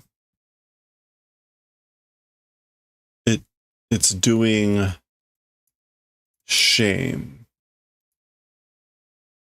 Wait, that doesn't seem right. Okay. それをしゃれと恐縮してしまいます。It's doing shame. We're sorry to trouble you for talking that way. I don't know. It's something along those lines. Clearly he's not enthused by those words. It's definitely not literally like shrinking of fear. Reducing fear. 私たちにもっと力があれば、こんな無駄に時間を何やさずに済んだものを. Okay. To us, all the more strength or power, if existing, this sort of wasted time without expending finishing thing. So basically, if we were more strong or more capable, then this could have ended without wasting time needlessly this way. Jikano, it's not going to be shiasu. Shiasa. It is shi. What is the suiyasu? Suiyasazu, without spending, without devoting, without wasting. Yeah, okay, the rest was right. それは私も同じです. As for that, me also, it's the same. So it's the same for me. 軍の放送, the riot, the coup of the army.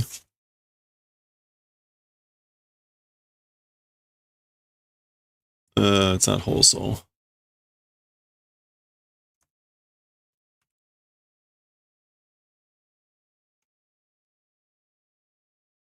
Bolso. 軍の暴走を止められず without being able to stop the running recklessness of the army.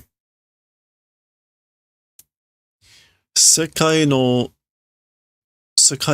情勢をここまで悪化させてしまったのですからね. Ah, okay. So, let me get, this is Jose. Yeah, Jose, state of things. So he's saying, right, this guy is saying, like, if we had more strength or capability, we wouldn't be wasting our time like this. Or we wouldn't be wasting time like this. He's saying, like, it's the same for me.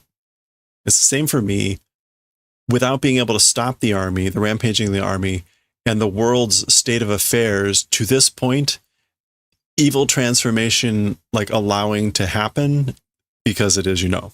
So basically he's saying, like, it's the same for us, meaning, like, we didn't have, if we had more strength, not being able to stop the army and things getting this bad off. Akka, again, is like sort of transformation for the worst. Yeah, deterioration, growing worse. Okay. All right. There's like, I think 2 more pages that are this slow. しかし、ここにこうして博士をお迎えすることができました. Okay, however, to this place, doing this way, hakase, doing invitation or doing welcoming, that event being possible. So, or it's finished, I guess. But, however, like, I guess the event of doing welcoming of professor, meaning this guy, in this way to this place, ... Or it's finished. Yeah, I think this is supposed to be finished, or we've been able to do it. We were able to do the event of, like, welcoming, doing welcome of the doctor, you doctor, to this place, or doing this way to this place. ボタンを押す前にね, before pushing the button. So basically, we got you out here before pushing the button. ボタンを押す前に. All right, they have a button. Okay, here's the Admiral. 話は大総領より聞いております. Okay, as for the story, from the president, like, hearing.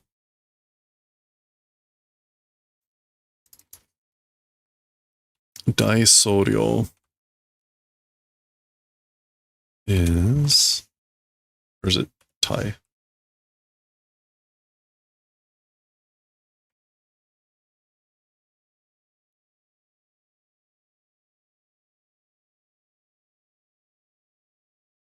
大統領。話は大統領より聞いております。Again, like hearing from the president the story. 先生の2000年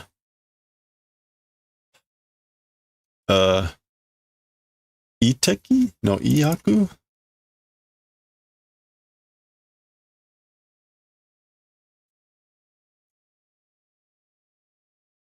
Okay. Oh, that's not E.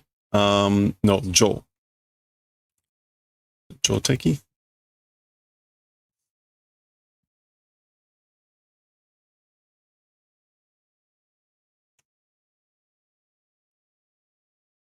Or is that the Shotai?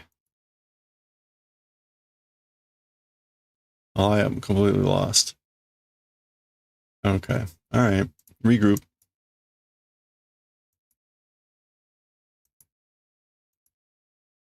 This is going to be like Joyaku or something.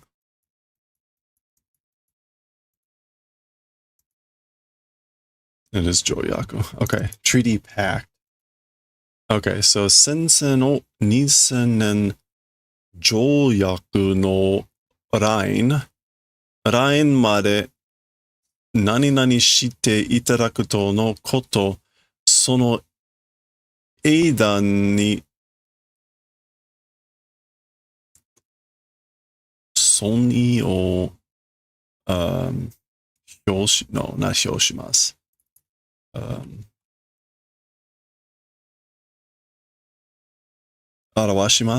表します。Okay, so 表す to reveal or to display.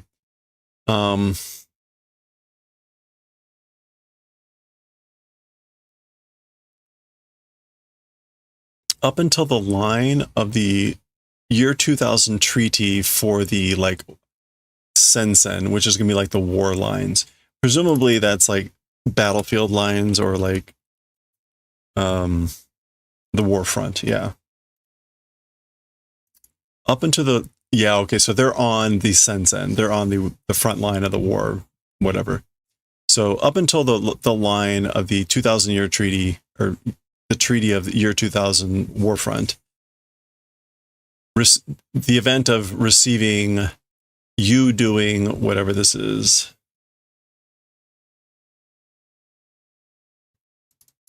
that second kanji is tai.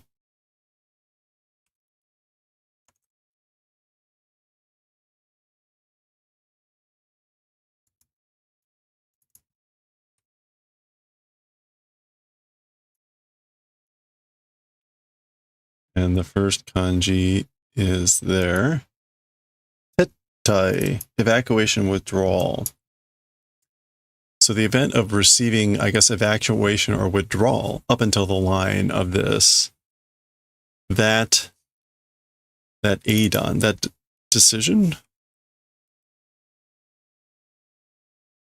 Yeah, that decisive judgment, it demonstrates, it displays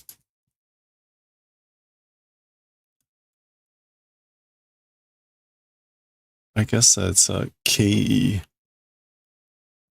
Kei, respect, honor.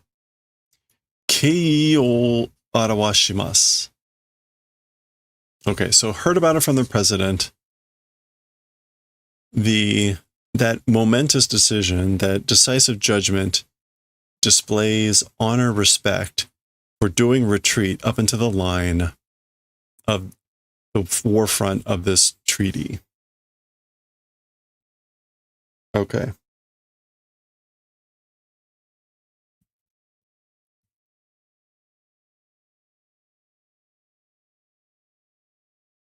Okay, this is going to get confusing. ありがとうございます。Thank you very much. 私は一生の学者に過ぎませんが、この旅の戦争は互いの Okay, so he's being very polite here, right? In fact, right, we're getting arigato being spelled in kanji just to show you how polite he's being. So thank you very much. As for us, sure. Okay, it's not isho. Is it ikai? It's ikai. Oh, merely. Ikai. Okay, so like, as for me, like, merely a scientist, nothing more than. I'm nothing more than a mere scientist. As for this occasion of war, togethers, again, at a time like this, as in war, mutually, gokai?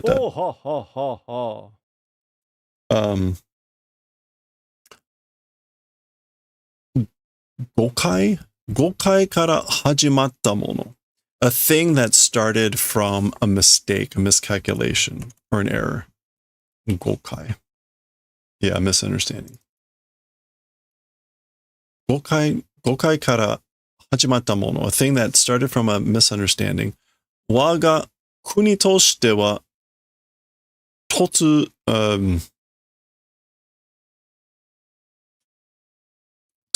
no, not totuzen. Tozen. Tozen no koto da tomoimasu.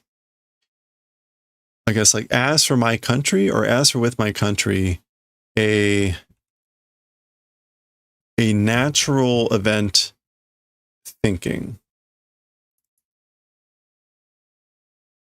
Okay.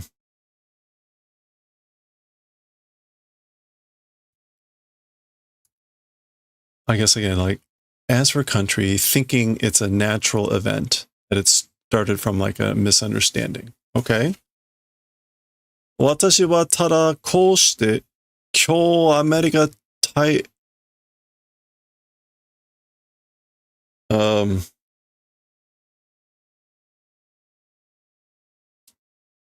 私はただこうして今日アメリカ大統領の特別な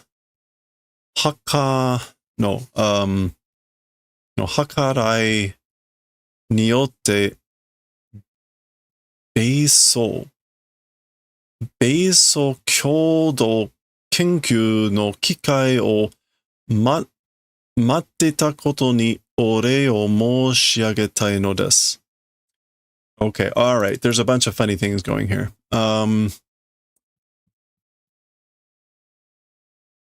What did I say? Hakaru?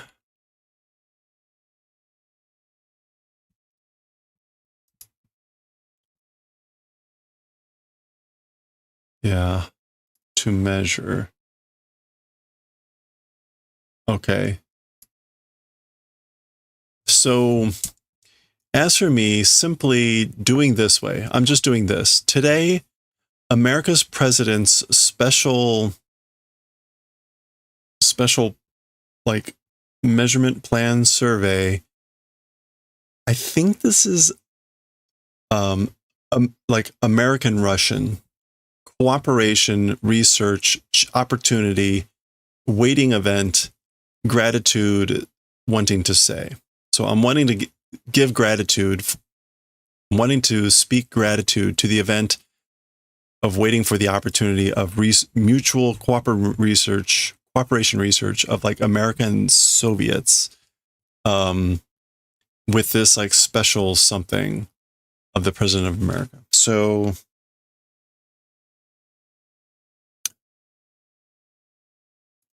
Basil. Yeah. Okay. So it is American Soviet. Wow. Okay. So presumably this guy is Russian. Although the ship, well, we got the U.S. flag. I don't know why the ship has the flag that it does on the outside. It's still confusing to me. But apparently they've got like some sort of cooperation going. Cooperation research. Okay. 私はただこうして今日アメリカ大統領の特別な計らいによって I guess like due to the special measurement or special inference of the president wanting to give gratitude to the event of waiting for an opportunity for like mutual Soviet American research. Okay. お疲れのところ早速ですか? I guess like 早速 at once immediately. Yeah. So immediately at once, it's at being the point of being tired. 研究室の方へご案内して will do guidance towards the direction of the research room. So basically, we're at the point of like being tired. So immediately, we'll do guidance. I'll lead you to the research room. 我々のスタッフを紹介したいと思いますか? Our staff wanting to do introductions, I think. So I think we want to do introductions with our staff. それは願ってもないこと、ぜひ. Oh, as for that, even wishing not existing event, certainly. Basically saying like, yes, like, I wouldn't dream otherwise. Nani se... Okay, that was this guy. The admiral is saying, Nani se isogoshire na tokoro de. Samae basho desu ga. Okay, so somehow it's like a hasty put together place. It's a narrow place. So he's like apologizing for the size of it. Isogoshi?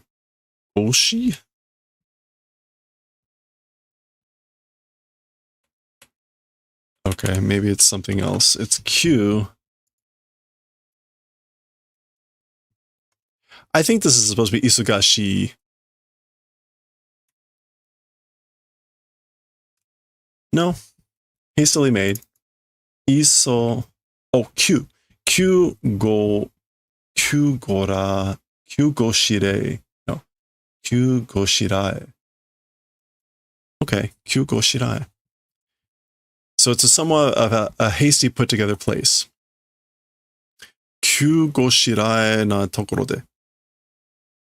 And it's a narrow, it's cramped. Nanika hariyo na mono wa enryo naku oshatte kudasai. Okay. Something of use to put in, ask for that without restraint. Please speak. So basically, if there's something you need, please speak without hesitation or without restraint. En ryoku. En ryonaku. En ryonaku. Irio. Okay, this is irio. Nanika irio na mono wa needs. As for a needed something, again, please speak without hesitation, without restraint. Oh, all right. All right, so they're taking him to a lab, research room. Elevator desu ne? It's an elevator, you know? Tasuka ni samai desu ka? Okay, so certainly it's narrow, it's cramped, but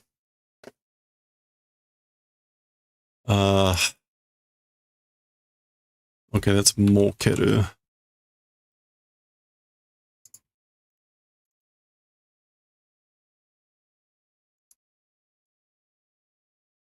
Shisetsu, facility, institution, establishment. Shisetsu, setsubito wa saikou no mono o soroete arimasu. Okay.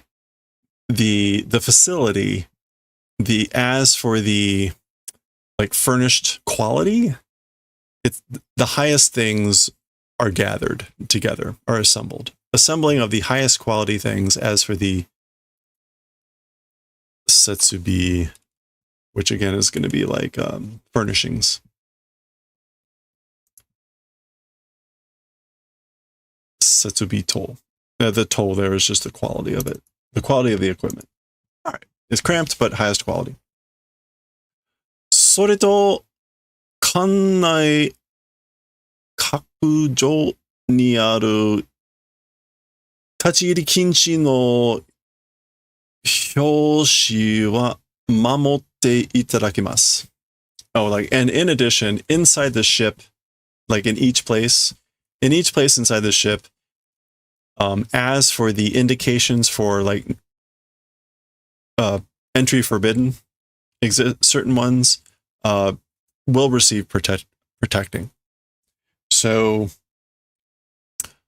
let me just make sure this is kakujo. Or is it kakusho? Hello there.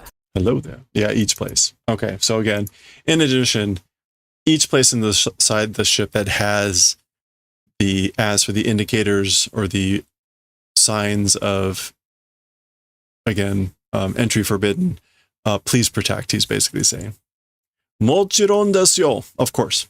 では, well then. All right, that's the admiral there, I guess. Lighting a cigarette. Okay. We've got, oh my gosh, no, there's still another 4 pages of this. It's gonna be a long one. Tsukimashita, arrived. Shoo. Ho ho. Hakase, doctor. Kochira desu. It's this way. Keep out. That would be the tachi rikinchi. Okay. Gotcha. That's the door opening. You see it's got like, wait a minute. There wasn't any panel on it there. Oh, whatever. All right, what do we have? Ooh, old guy on couch.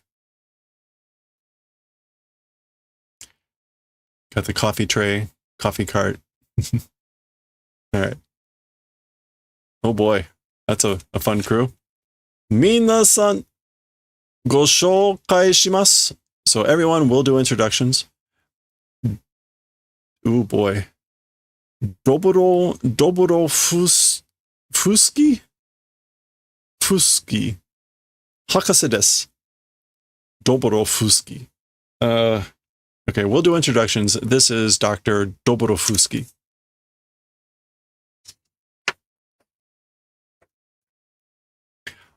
I don't know what that's supposed to be. He's clearly Russian. Fuski. So we'll just go with Dobro Fuski. これでやっと世界中のいい何学者が揃ったというわけだ。Okay.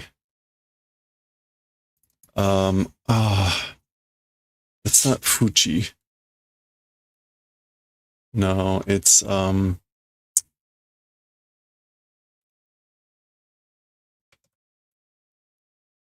oh gosh. Like edge. You know what? It's probably just easier to look up E than try to draw that in. Yeah, there it is. Itan. Heretical. So with this, finally, throughout the world's heretical scholars gathered, it's that sort of a reason. So, or it's finally, we're finally there. So with this, we finally have all of the heretical scholars in the world. So there, notice, Itan. So presumably, you know, the crazy people. Jorisu Hakase wa go zonchi deshita ne? So as for Dr. Jorisu, as for that, acquaintance done, it is. Like, basically, it's like he already knows that person. So that's this person. Jorisu. 5年前になりますか? It becomes 5 years ago, yeah? So yeah, I guess it was 5 years ago. 確かパリで, certainly it was in Paris. そうです。お久しぶりです. Ah, it is that way. So that's right. It's been a while. All right. I think this is the last section of like really heavy text. So, hajimemashite. Nice to meet you. Stanley Shimonzu Hakase desu.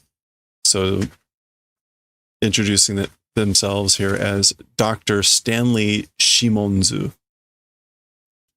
Yoroshiku. Nice to meet you.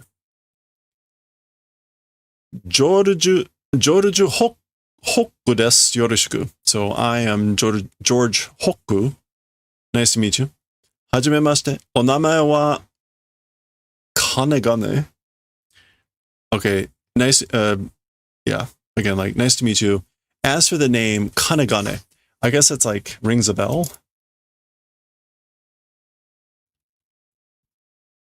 Yeah. Okay, it's not rings a bell, but it means like already. Or as for the name, like I'm familiar with it already or something. Okai dekite koei desu. Oh, okay, so being able to meet, it's an honor. Doborovsky Hakase. Dr. Doborovsky. Kochira koso. Bernardi Kyoju. So it's this direction, meaning like it's an honor to meet you. So it's this direction, saying that Professor Bernardi. Okay, so he already knows that person. And then here's that person on the couch. Kochira no hou wa Chibetto no jiin. No. We'll come back to that. Jiin de no nani nani shi o nasatte oide no karma tangi dono. Okay. As for this direction, as for the person here, Tibet, temple, something becoming and coming, Lord Karamatangi. Okay, so what is the only for Tera? Is it G? It is G.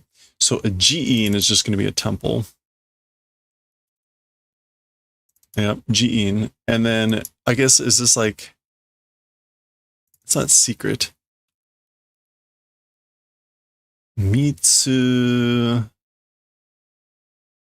You don't see this kanji much. That's for sure.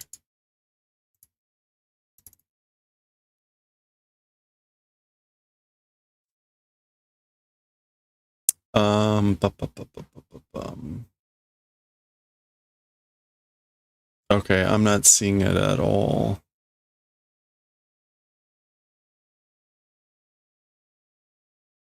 All right, so let's try putting it in. Ooh.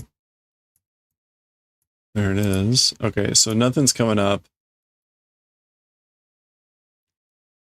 Oh, curse. This is another way to have noroi. So this is probably Mitsujushi, like a secret curse master. That's what the characters mean.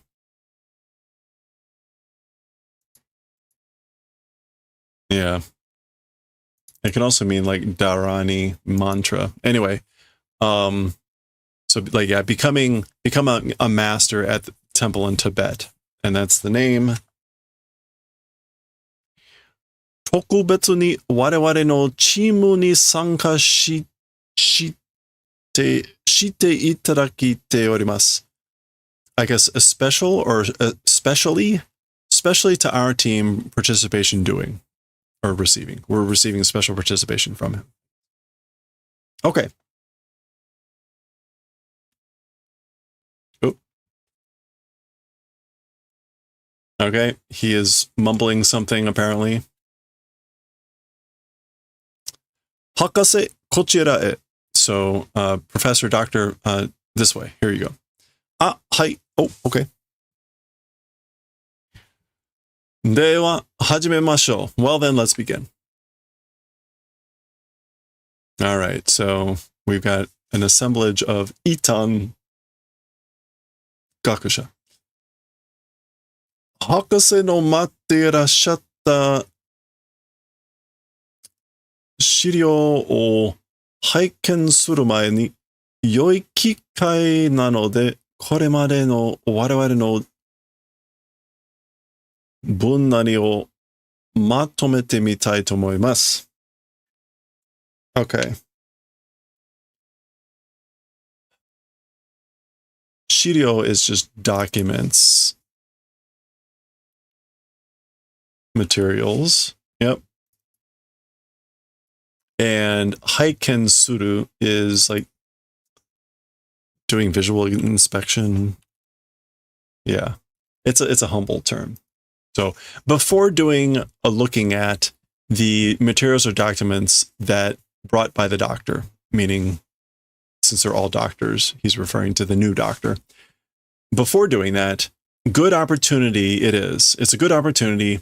Up until this point, is that bunsetsu? Is that analysis? Yeah, bunseki. Bunseki, confirming, I think. I think it's wanting to confirm. I think it's wanting or trying to confirm our analysis up until this point before yada yada. It's a good opportunity. Okay.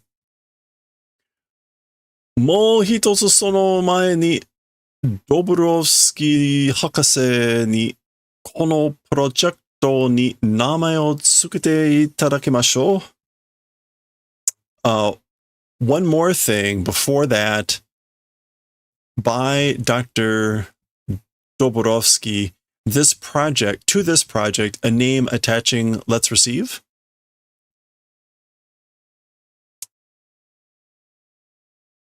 Yeah, I guess like Let's Receive, attaching a name to this project by Dr.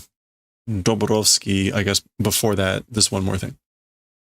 それはいいどうです博士? Answer that, that's good. So that's good. How about it or how is it?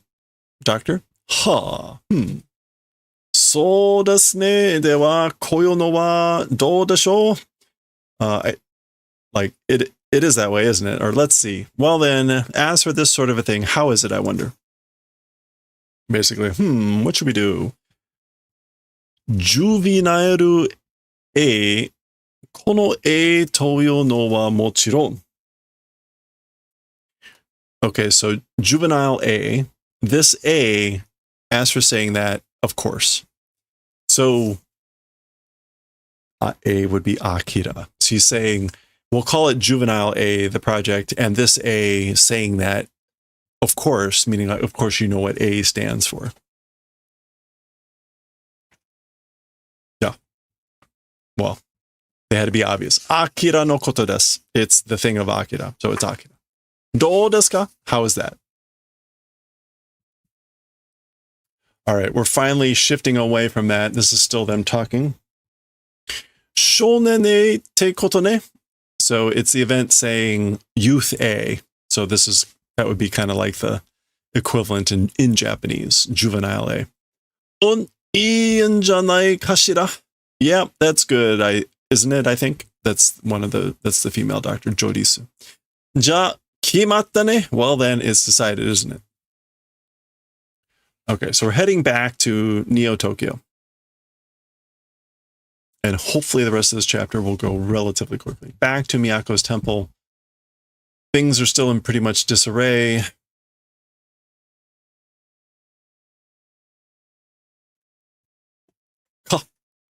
Kanada-kun? Okay. So there we go. He's back. Remember, the title of this book is still K2. We haven't seen Kaneda now for 2 books, other than his reappearance at the end of the previous one. Aw. K! She's about to say Kaneda. Someone's about to spoil. Kaneda! Aw. Ooh, ちょっと待てよ、こら。Hey, wait a sec. Come on. やっぱ生きてんのかよ? As thought, living? Like, I knew it. You were alive? チキショー、この野郎. Okay, so he's like, son of a bitch. This guy, this jerk. So they haven't seen each other in forever either.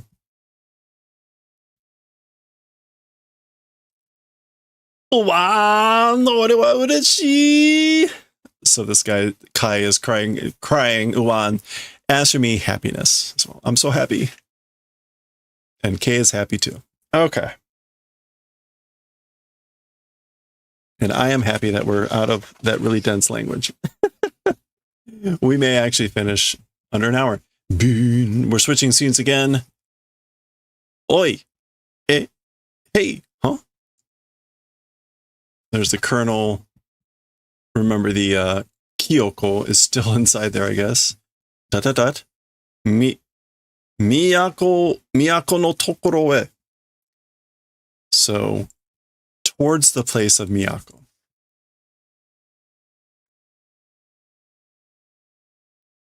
Towards the place of Miyako. And that is the end of chapter 72. Double checking. Yep, page 22. Okay. Well, there we go. That's the end of chapter 22. We're kicking off. We've now been introduced to another party going on out here. I'm sure a lot of what's going to happen next is going to involve them. Who knows what they're going to be planning, how they're going to interfere or help or hinder. Who knows, right? So that's it for 72. We'll continue next time, 73.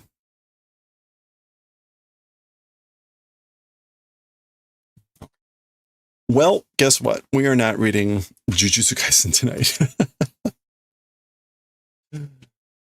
I didn't think that was going to go fast, and it did not go fast. Unfortunately, Jujutsu Kaisen is also like an over an hour chapter. It's definitely going to take a long time. So we'll read that tomorrow. Friday, I should have the ability to take some time off. We're getting close to the Christmas holiday season. And I'm getting close. I'm about a week away from being off for the rest of the year. Presumably. I'm sure people always love to make other plans. I was supposed to be off starting next Thursday. Like, that was my first day off. And what happens, but like a 3-hour classified meeting gets scheduled. So I get to be, I can't even remote in, right? It had to be classified.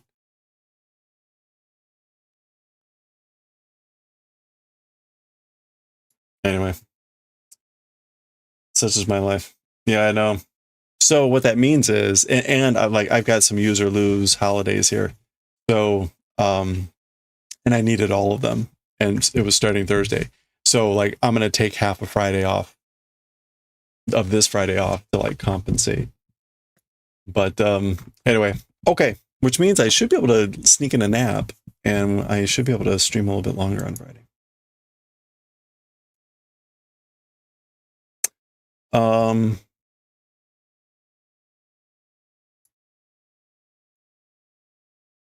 What is, oh, you know what? I didn't notice. I guess okay, I'm still supposed to get 2 books. I'm supposed to still get 2 more books from Kinokuniya. Okay, well, all right. Well, hey, that's going to do it for us for today. We did things a little bit out of order today with doing some Julia Child. If you didn't see, we now have Julia Child as a streaker. Julia Child is now a streaker. Here she goes. Bon appetit.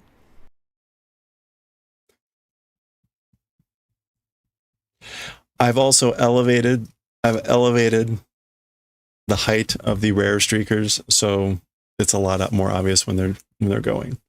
So yeah, we have Julia Child now.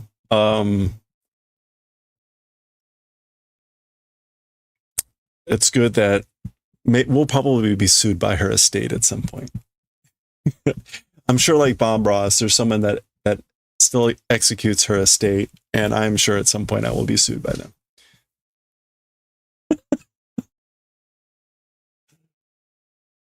Yeah. Anyway, okay.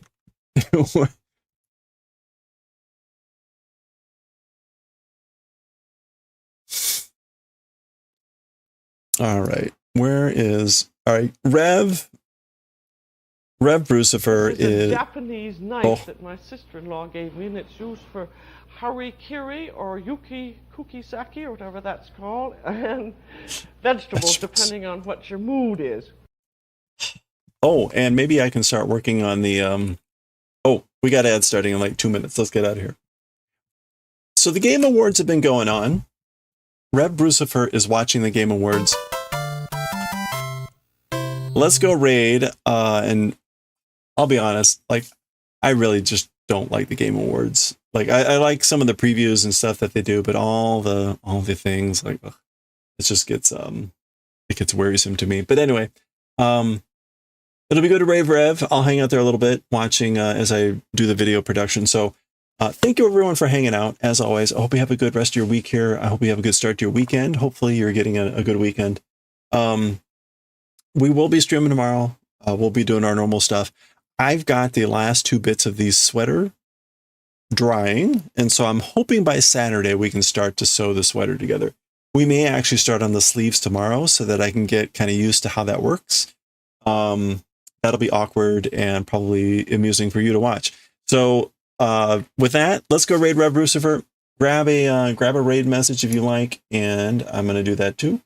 And I will catch y'all later. Again, stay safe, stay well, stay hydrated, and I will catch y'all later. Thanks again. Bye for now.